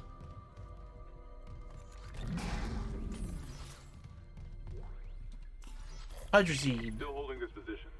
What's happening there? I found some hydrazine that should work on the barricade. I'm heading back there now. Be careful with that hydrazine. I'm not losing anyone else. Yeah, he's got a point. I can blow myself up. I'll do that a lot. Entering zero gravity.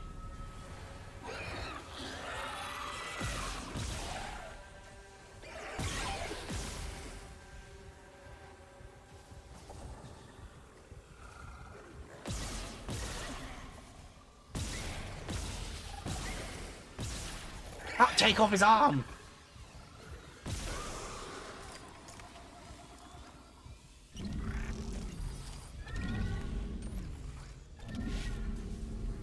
Yeah, you just threw the whole body at him, why not? It is still hard to fight in 0G though.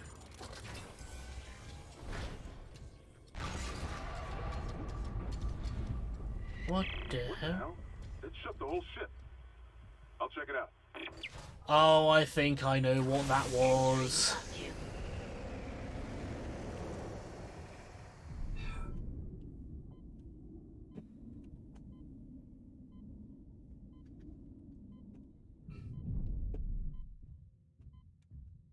Ooh.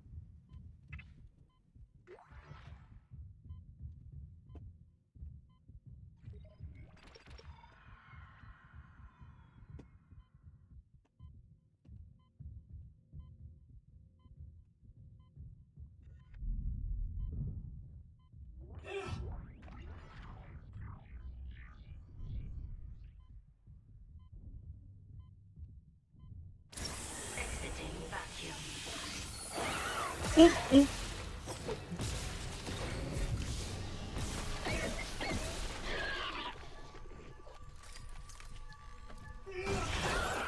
Oh, you're not dead.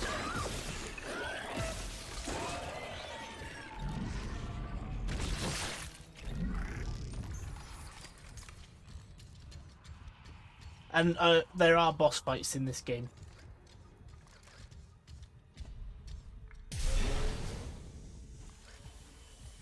God, took one step out of the captain's nest and Chen, that thing, he almost got me. You okay? I trapped him in a damaged escape pod. He's snarling like, this is fucked up. Hurry, Isaac.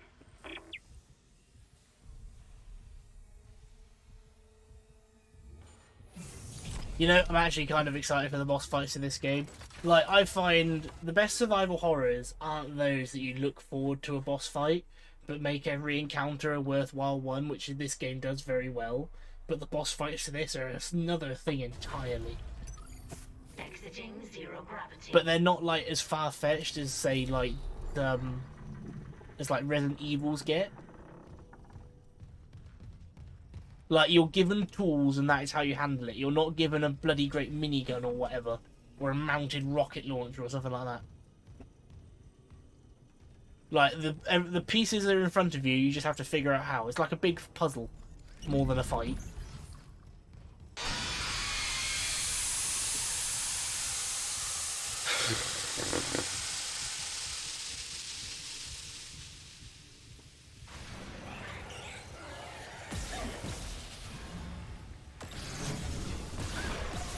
Oh God!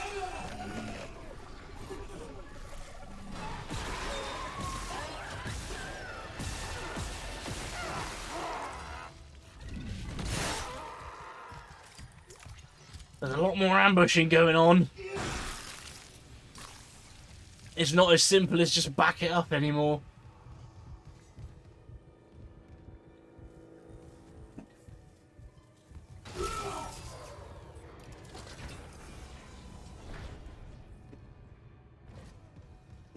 But the stasis module is like my best friend in this game. If there's a bit of a problem, you use the stasis module just to slow it down and get on with it. That's just a necromorph in a nutshell, mate. And one very scary creature.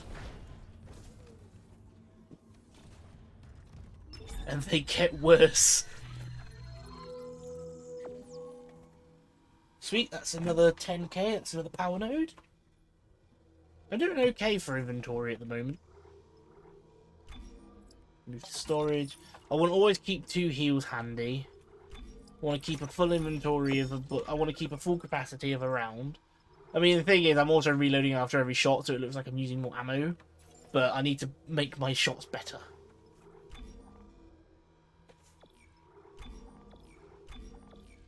I really want to try not to buy a stasis module if I can help it. Because if I need to buy stasis modules, I'm using them too much. They're meant to be a tide turner and not a reliance thing. That's how I view it anyway.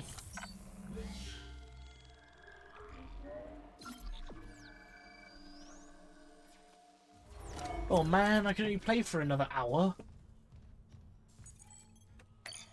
I got an early morning shift at work tomorrow. I want to play more. Clear! Run away, run away, run away!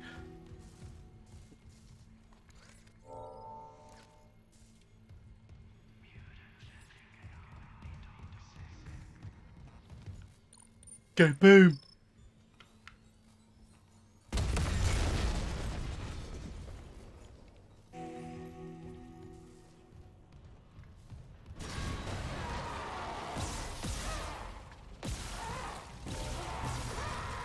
Are you taking 3 shots to kill?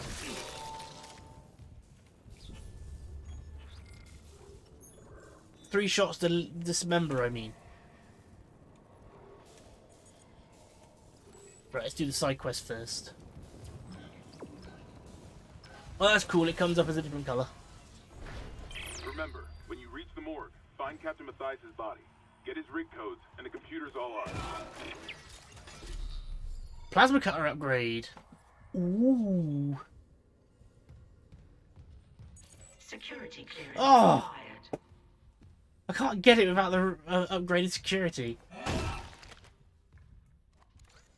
I'm sorry, but look at that detail. I am so sorry for that, but...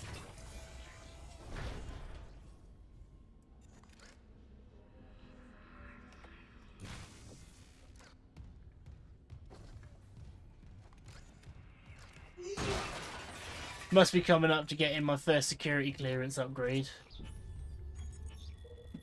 Harris is asleep after another dose of sedative. He seems literally unable to sleep without chemical aid. Most people succumb to exhaustion after more than 50 hours of waking, regardless of circumstances. Not Harris. His bizarre explanation of the events on the colony points to the same paranoia we've seen elsewhere on the planet. His guilt is not in doubt. 2 security officers were present when he took Dr. Ciarello hostage and murdered Nurse Evans. And Harris doesn't deny his actions, but he shows no remorse, in fact. He insists there was no crime, specifically that Evelyn wasn't a nurse when he killed her. This is classic sociopathic behaviour, but Harris exhibits no other symptoms. He is affable and friendly, able to empathise and offer original opinions. When questioned about Evans' murder, however, he becomes withdrawn and uncommunicative. He claims the explanation is stuck in his mind and that it's talking about it mixes up its message. He also undergoes intermittent hallucinatory periods, again similar to those experienced by other colonists.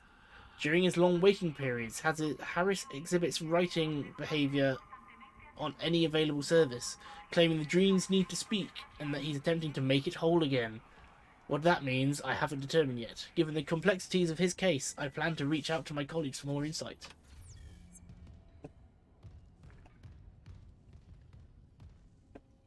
There's a fight in here.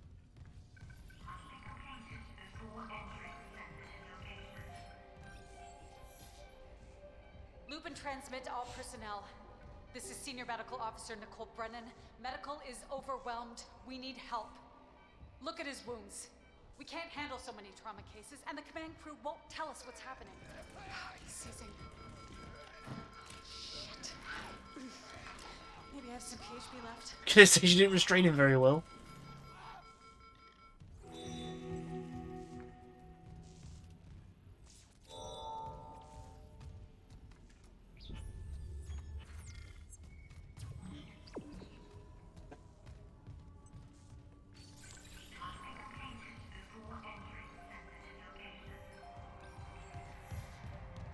Loop and transmit to all personnel. This is Senior Medical Officer Nicole Brennan. Medical is overwhelmed.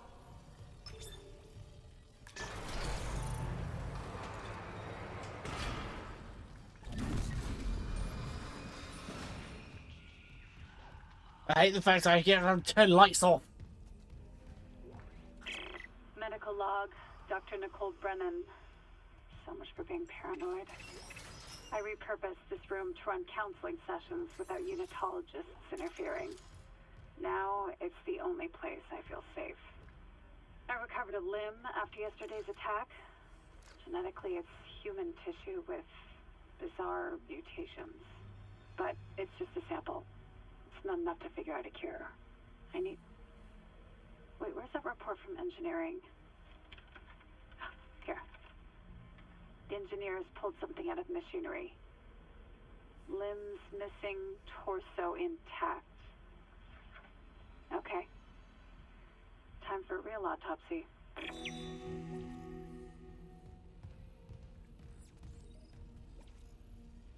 Find autopsy location in engineering. Can't do it yet. So all we can do is retrieve the captain's body.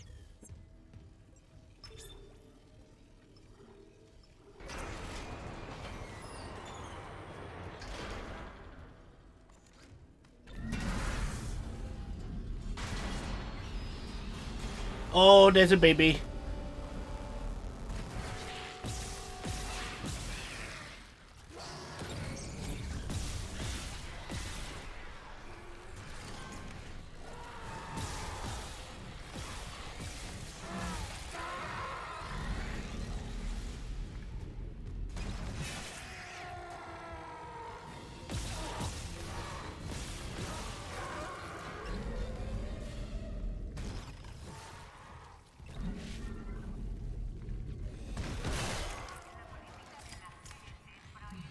And that is how you use the environment, mostly.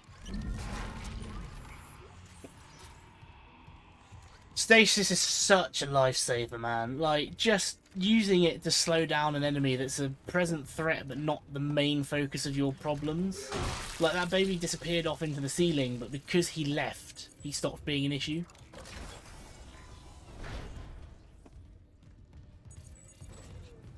Just out of like... Oh, here comes the fight and I'm still on the battery. Just throw the battery at the child. I'm sorry that I referred to them as a baby, but that is what they are. Level 2 security clearance required. I wonder what's in them then that requires it to have a higher security clearance level. Now I need to find my battery.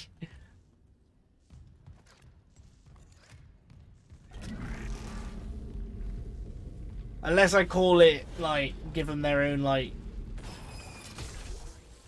classification. Like, we got the normal, the crawlers, the small ones, things like that.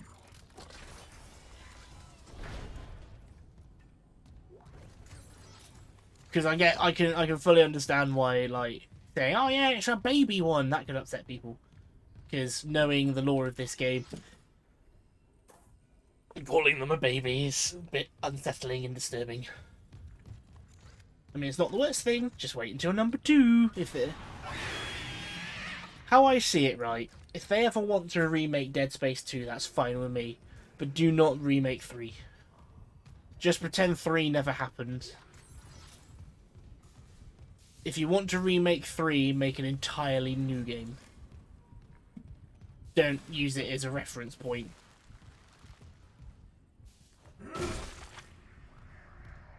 Like, the game itself was really poor, but the story wasn't... The story to it wasn't awful, but it was a bit convoluted at times.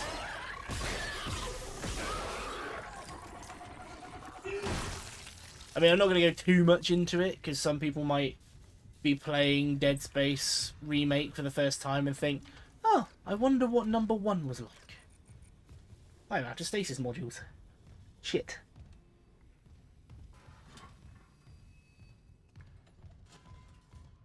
Like, by no means do I think that you should ignore Dead Space 3. It wasn't a good game. Like, the story was a bit far-fetched, and some of the characters they added to it weren't that great. Security request retrieved. He left me. I woke in the dark with them scratching in the walls. Scratching like rats.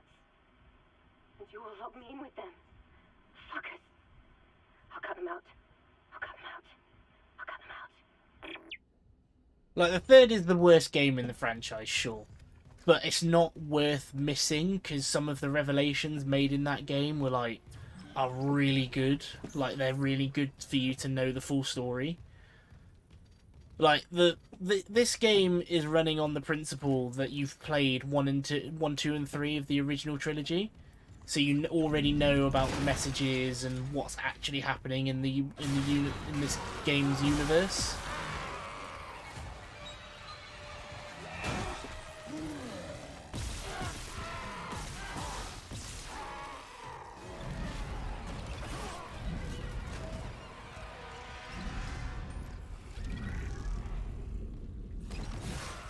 So, like, to me, all of the messages make sense and all the cryptic stuff. But the new person, this all is like, oh my god, what's going on? I honestly can't get over how good this is. Like, even with all the up-res graphics and all the improved lighting and everything, in my mind, it is still the original Dead Space. Like, some of the combats encounters have changed a wee bit, but not enough that it's like, oh wow. Hello.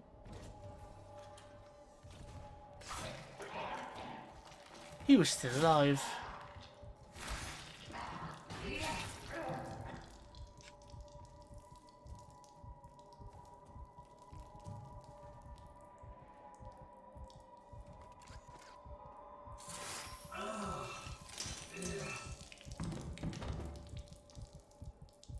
She was insane.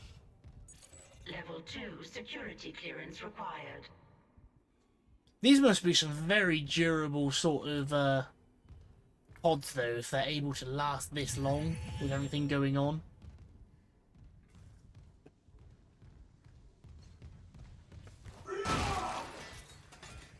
It's just, as soon as she turns to you, you knew what was going to happen. Like, not the fact that she just murdered a guy, but it was the dead expression.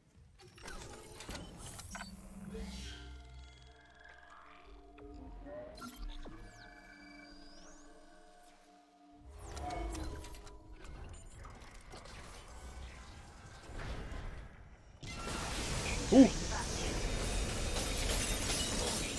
Hull breach detected. Exiting vacuum. Shit.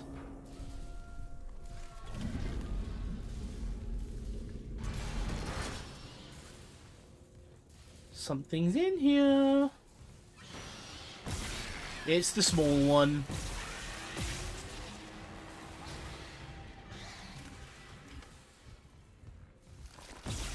Thank you. It makes it easier to kill you. Like, you don't get a proper look at some of these necromorphs, but you can just tell by what you can see on them. Their designs are brilliant. But the only way to get a proper good look is right up close, or when you've killed them, just like inspect your bodies.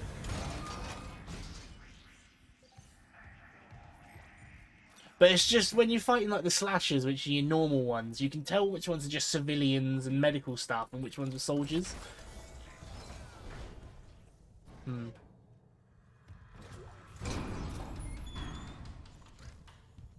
What? That was just a head. Oh no. I think I know what's coming. Nice.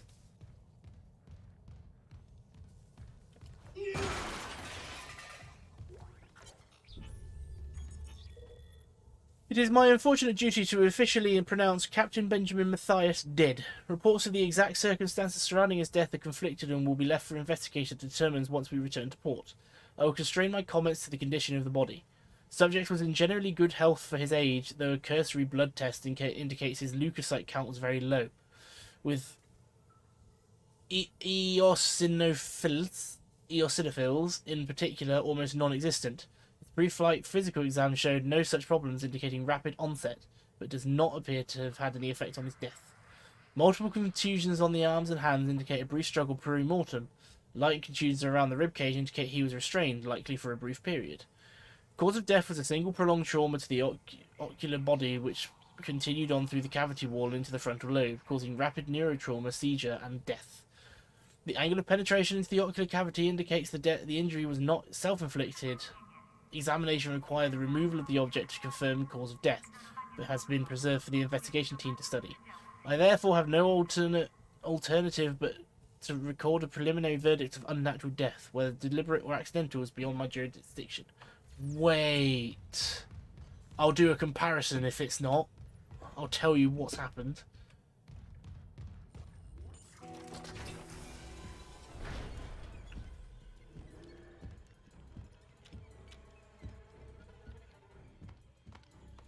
Oh, it went into his eye.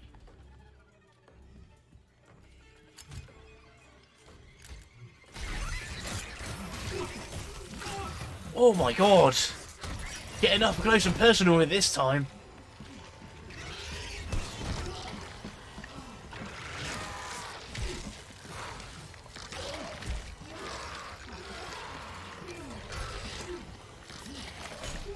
Whoa.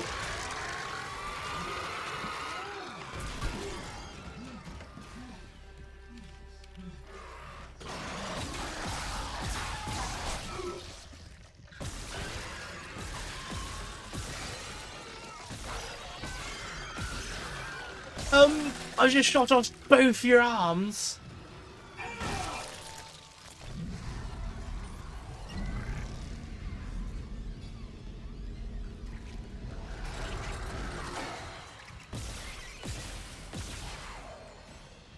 Did I get it?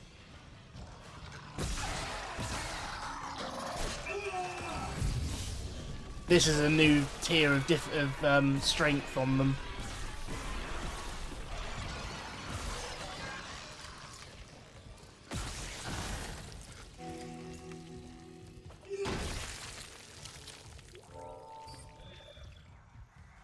Isaac, what's your status? You have the captain's rig. Fuck me! Ugh. Transmitting codes now. I saw it, Hammond. A flying one turned the captain's body into another one of those things. The same must have happened to Chen. God, maybe the command computer has something. Where's Daniels when you need her? Head back to the security checkpoint. It's safer there. At least I can upgrade your clearance. So the winged ones, okay, it doesn't cover it very well. So all of the ones that we've been fighting up to this point have just been turned by the infection that's rampant on the ship, whereas that one that we just killed that turned the captain into a necromorph creates a more powerful version. So we've now encountered our second tier of the basic enemies, only in chapter 2, mind you. As you can tell by the fact it took me almost 9 shots to kill one. But that's where the kinesis module comes into play. Isaac. I'm here. What the hell's happening? The computer says the Ishimura's in. I'm just going to go over, though, that we never saw the transformation at that range. Like, I didn't even know they grew in size. I thought they were all 6 foot. Engines are offline.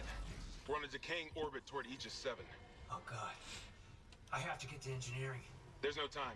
That tram station's offline. Unless... Here. Head back to the flight deck. I'll guide you from there. If this damage report's right, there's a shortcut to engineering.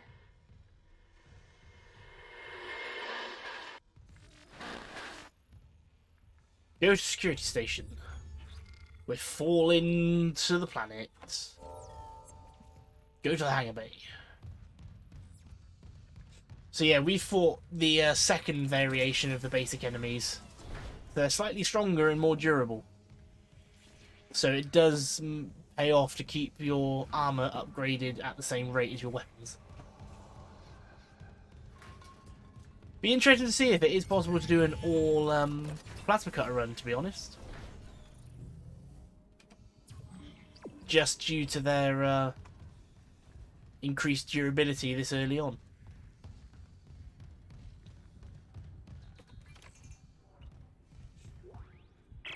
Mercer, it's Terrence Kine. You were in surgery, so I left this with Warwick. He'll be discreet. I just got the latest report from Aegis 7. The situation's worse than Captain Mathias will admit. 40% of the colony's population is now showing symptoms. Depression, hallucinations, more violence. People are dying down there. I know it's linked to the marker somehow, but I just don't have enough data. Mercer, maybe I was wrong. We need answers by any means possible. That patient, Brent Harris, might be our last hope.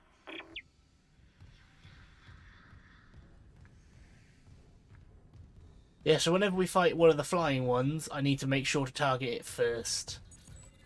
Level 2 security clearance required. I don't understand why the captain doesn't have, like, top security clearance, you know? I mean, sure, he's gonna have some, but surely he should have all if he's the captain. So there is a reason to come back later. Oh, bless me, sorry.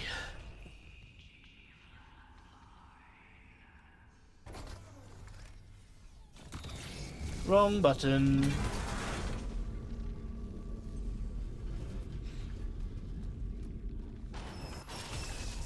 Let's turn some lights on, shall we? That's a bit better.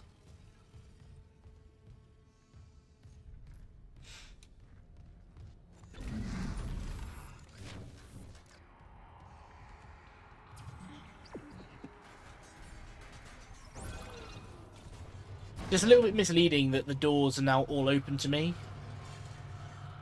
Because what I mean is, like, I don't know which doors were necessarily clearance level 2. Confirmed.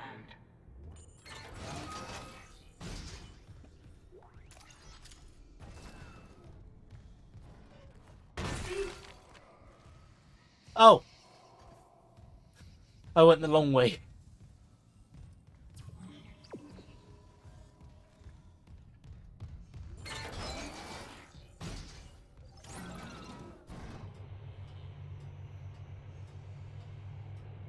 But I know if the story follows the same path, at least, like, location-wise, I know that I need to return to Medical Bay. I think is around Chapter 8. Clearance confirmed. So anything that's locked now might be unlocked by the time we come back. That's locked and is still locked upon leaving. Clearance confirmed. I need another bench.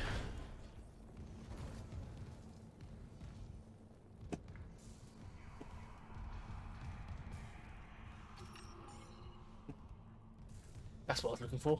Looking at the save point, like, where's the shop then?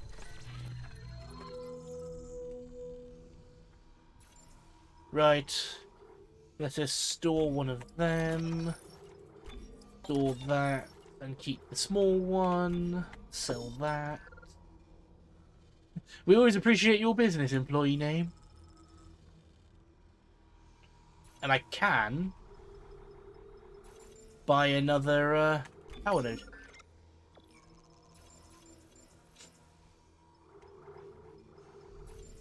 So, like, if I'm ever going, I need to use the shops, and if I'm ever, like, below... To be honest, I could carry 2 full mags of this. I just sold my ammo. I didn't mean to sell my ammo. I mean, I'm doing well for ammo economy, sure, but I don't want to sell it, because I'm going to need it later. If it goes the same way as it did, I'm going to need it.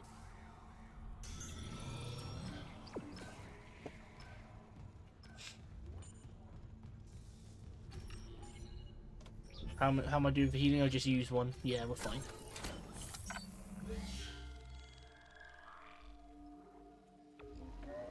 There are save points everywhere. You can tell that, like, they know the game is scary, so lots of people are going to use the save points as like a safety thing to calm down.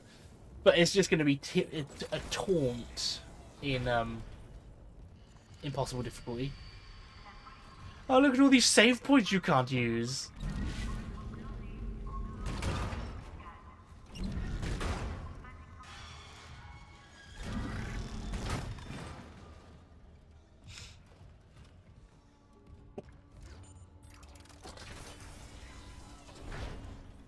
I tell you what would have been cool if when they on like the impossible difficulty where saves are limited, if they set it so like you can from the start of the game, you can pick which save point's usable, and that's the only save point. Like, you can choose what chapter and where it is and all that kind of thing. So let's say I want to wait till chapter 11 to save. Then I can turn on that one save point in chapter 11.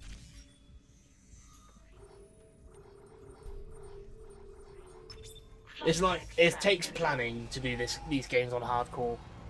Because that one save means you have to play for long periods. Now arriving at flight deck tram control. Oh, sorry.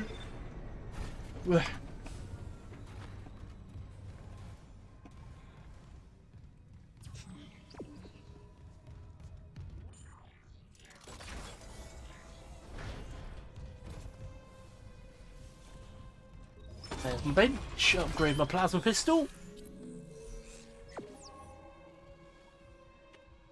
Plasma pistol, plasma cutter. Ooh, special 2. Greatly increases ammunition capacity. Do I go straight for it? So I've got 4 nodes. So let's use 2 here and 2 on my rig. Well, I can technically use 3 here.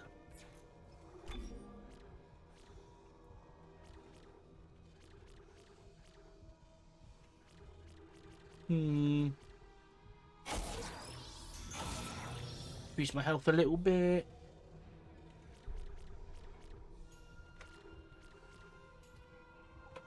I think I'm going to put the plasma cutter. I want to try and get to that special 2. I also want the damage, so I can do 130 or I can have 14 bullets. I think you should mind your own business, Jim. I should keep my health at where it is.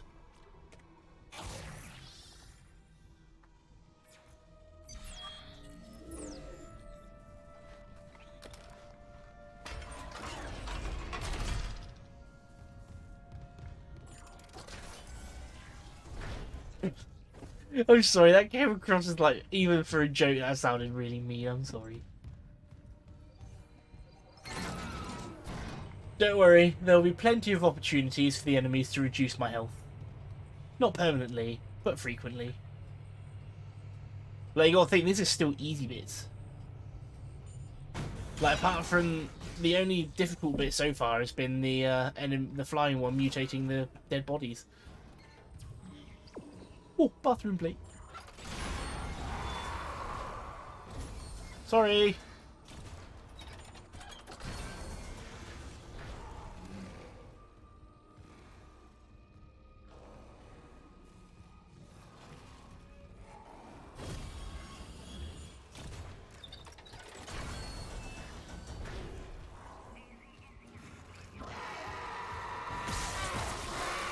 Nice. Just takes 2 to kill him now.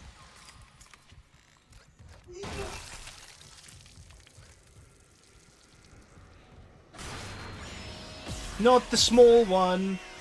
Oh, that's brilliant. It is literally just 2 tap. All the basic enemies just take 2 shots.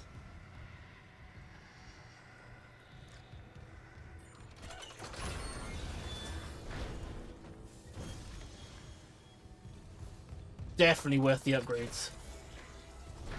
Security recording retrieved. Oh, I'm back here. Oh.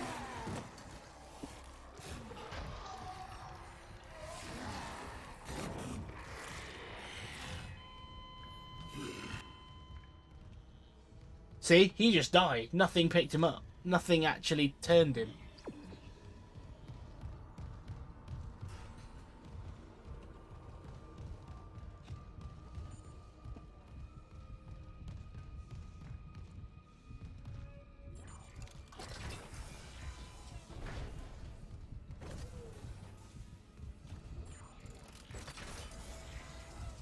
Back here again. Isaac, this damage report says there's a broken cargo lift just beyond the hangar doors. I'll open them now. Entering 0 gravity. Lab rat, complete chapter 2. You'll need your thrusters to reach it, but that lift shaft should take you straight down to engineering. Yeah, this is definitely not where the pain treasure would be. Chapter 2, Intensive Care.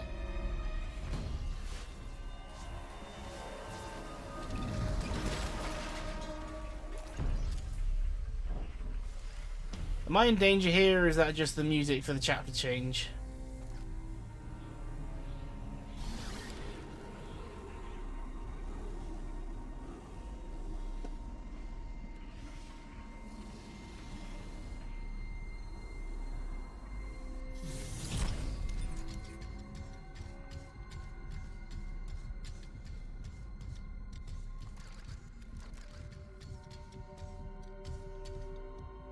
I think how this bit is designed is different. There will be times there's bits that are very familiar, there will be times where bits are not familiar. It just depends on what kind of impact it had on me when I played through the first time.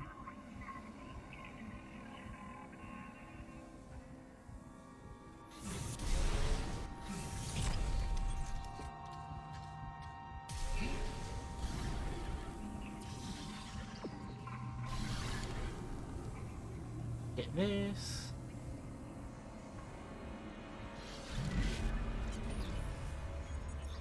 I got it! I got it! I got it! Who cares how much it costs? I got it! Perfect in every single way. Every curve, every line. No ads could do it justice. Grasping hands, everyone wants it. So where? Where's safe to keep it? Not here. Can't be anywhere public. Authorized person only. Right in the depths where everything's forgotten. Got to camouflage it with other shipments. Only I can ever know. I think that's the pain treasure. I remember the pain treasure being on one of these tram or docks. It's in like a hangar like this. That's why I'm obsessing over it. So I know it's somewhere around here. Not necessarily here, but... Well, I mean, they could have always moved it. I mean, there's nothing to say that it's a guarantee, is there?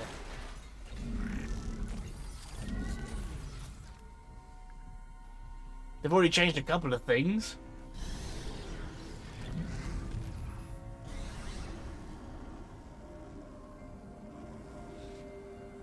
All it is an achievement, and it's worth like the most to sell in the game.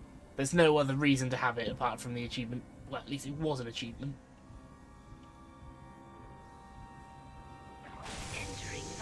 Ooh, I can actually go outside. Oh, I have to go outside.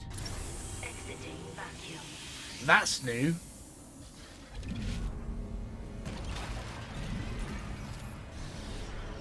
At least I think it is. I can imagine the amount of people that catch up with this and they'll be like, ah, it's not new, it's in the original. I'm like, I can't remember. I haven't played it in years. And it scared me the first time.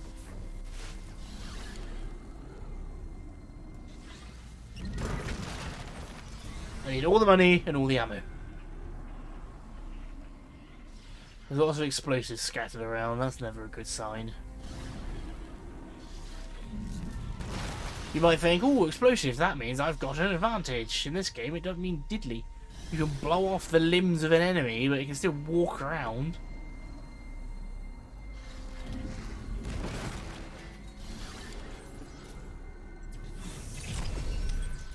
Oh, battery.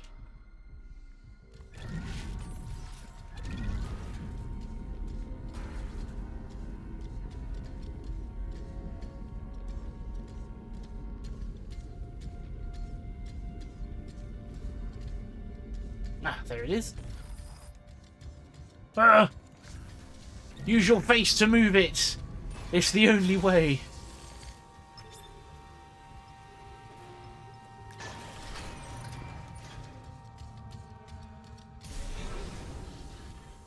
I gotta say, I remember playing the original one mouse on controller, and mouse and keyboard feels so much better. Just the ease of use of all of the controls and remapping it. So I think stasis, it was sort of with controller, it was like a grenade button. So you aim and press RB for stasis, or R2, R1, whatever you're using. And then kinesis was the other side, so L1 or LB. Security clearance required. Level 3 for a little box. You better be hiding a bomb in there, a bloody God run weapon in there.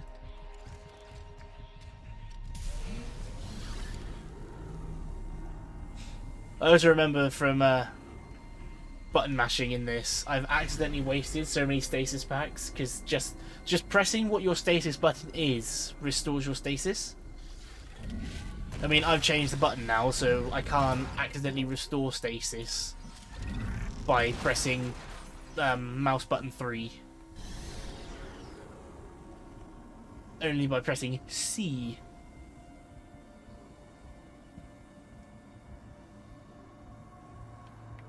I'm sorry, I know we want to see more action and story, but I am exploring.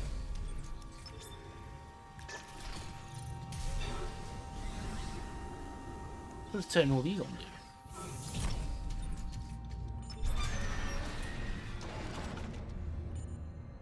Oh, okay. This is new.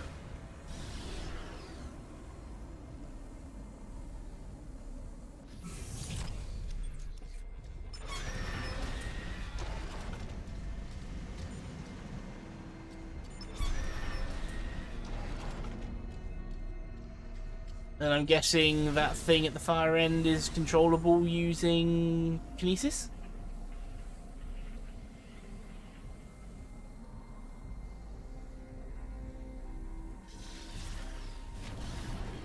Oh no.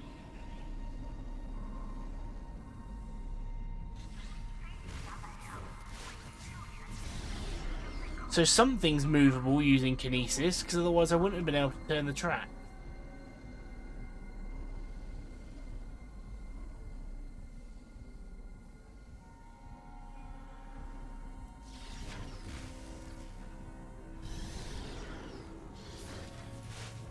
Oh, unless, of course, because I didn't actually check that shutter.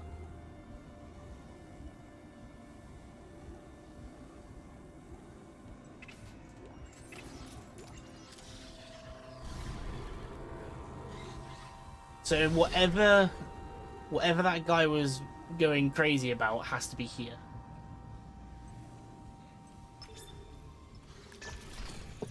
Does that open the other shutter? No.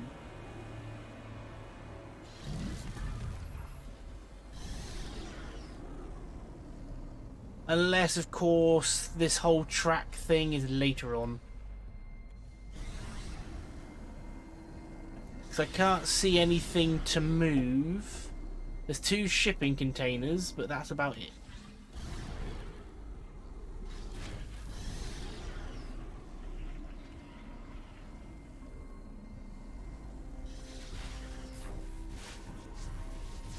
I need to increase my kinesis range.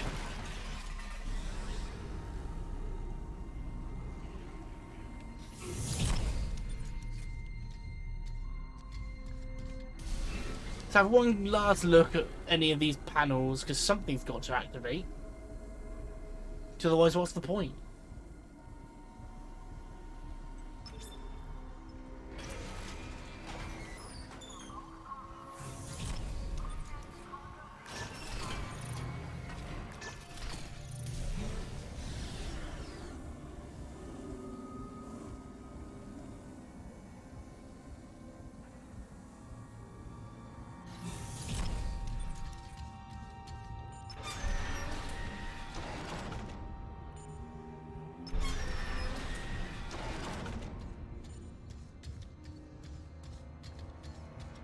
Just seems to be one of those things you can play with.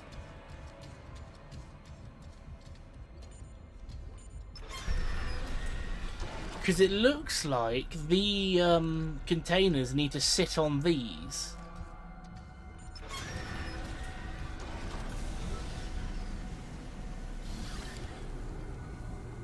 But I don't remember seeing a switch for cargo.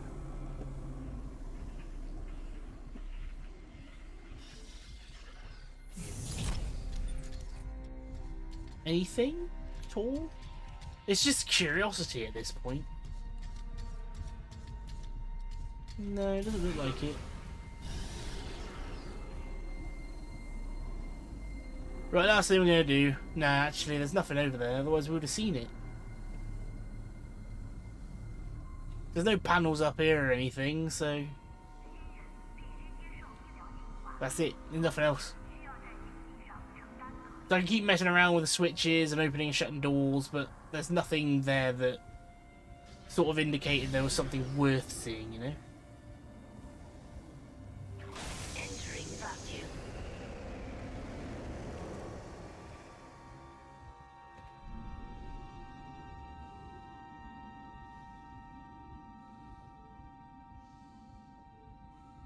Explosives everywhere.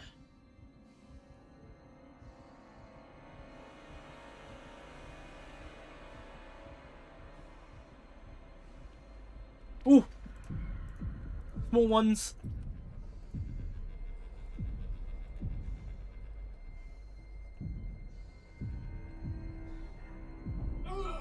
The sound design in space is brilliant as well. Like, the shots and everything aren't, like, loud resounding. The only sound we've got is the thump from the initial trigger pull.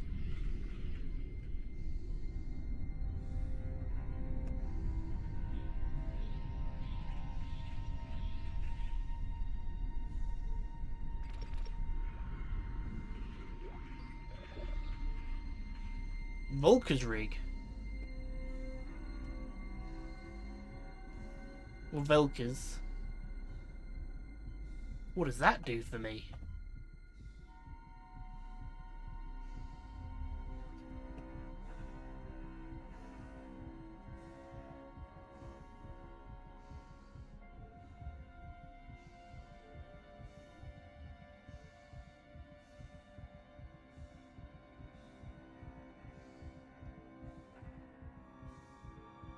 But you can see why I have to listen so carefully out here.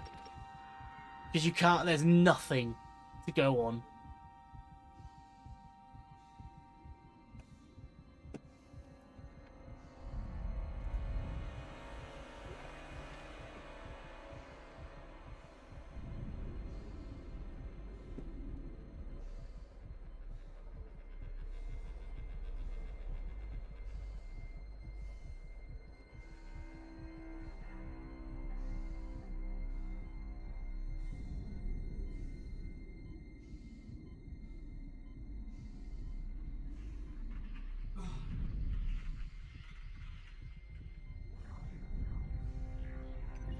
Exiting zero gravity.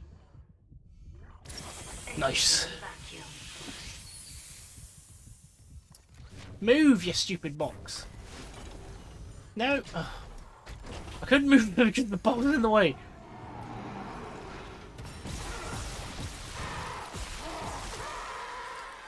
Yeah, they take a little bit more to kill, but they also don't. Clearance confirmed.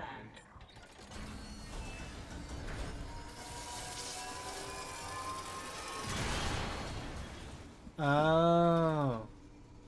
That's interesting. The vents just explode.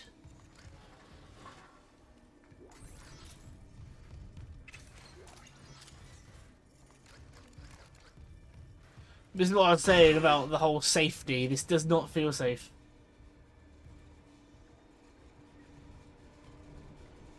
We are not punished by our sins. For our sins, but by them.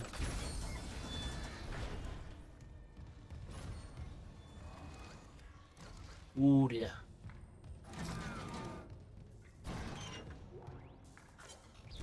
We're starting to see the skin mass.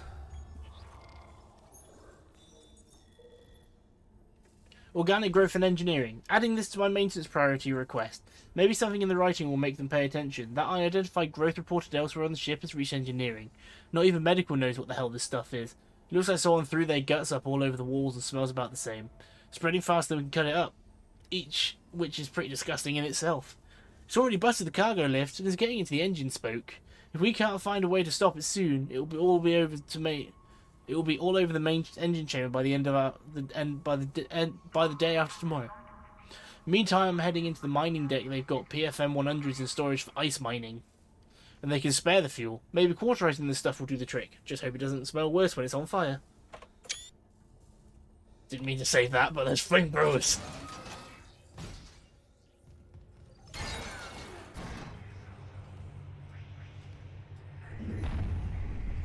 Warning. Orbital position compromised. Correct course immediately.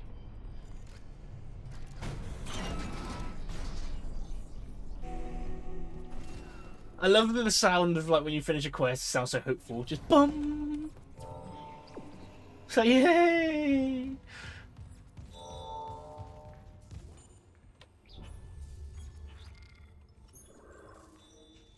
Find the autopsy location in the engineering. And that goes this way. Oh no, we're about to crash into the planet. Let's go have a look. What's round here then? Isaac, we're gonna die, but loot.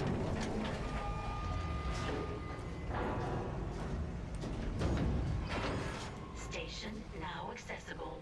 Thank you for your patience. Sweet. We can fast travel to engineering now.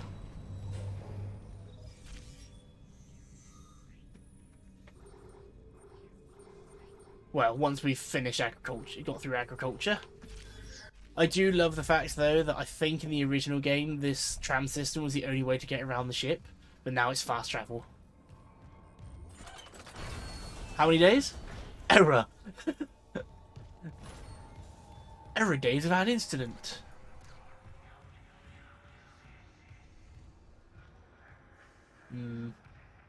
Why does this bring back bad memories?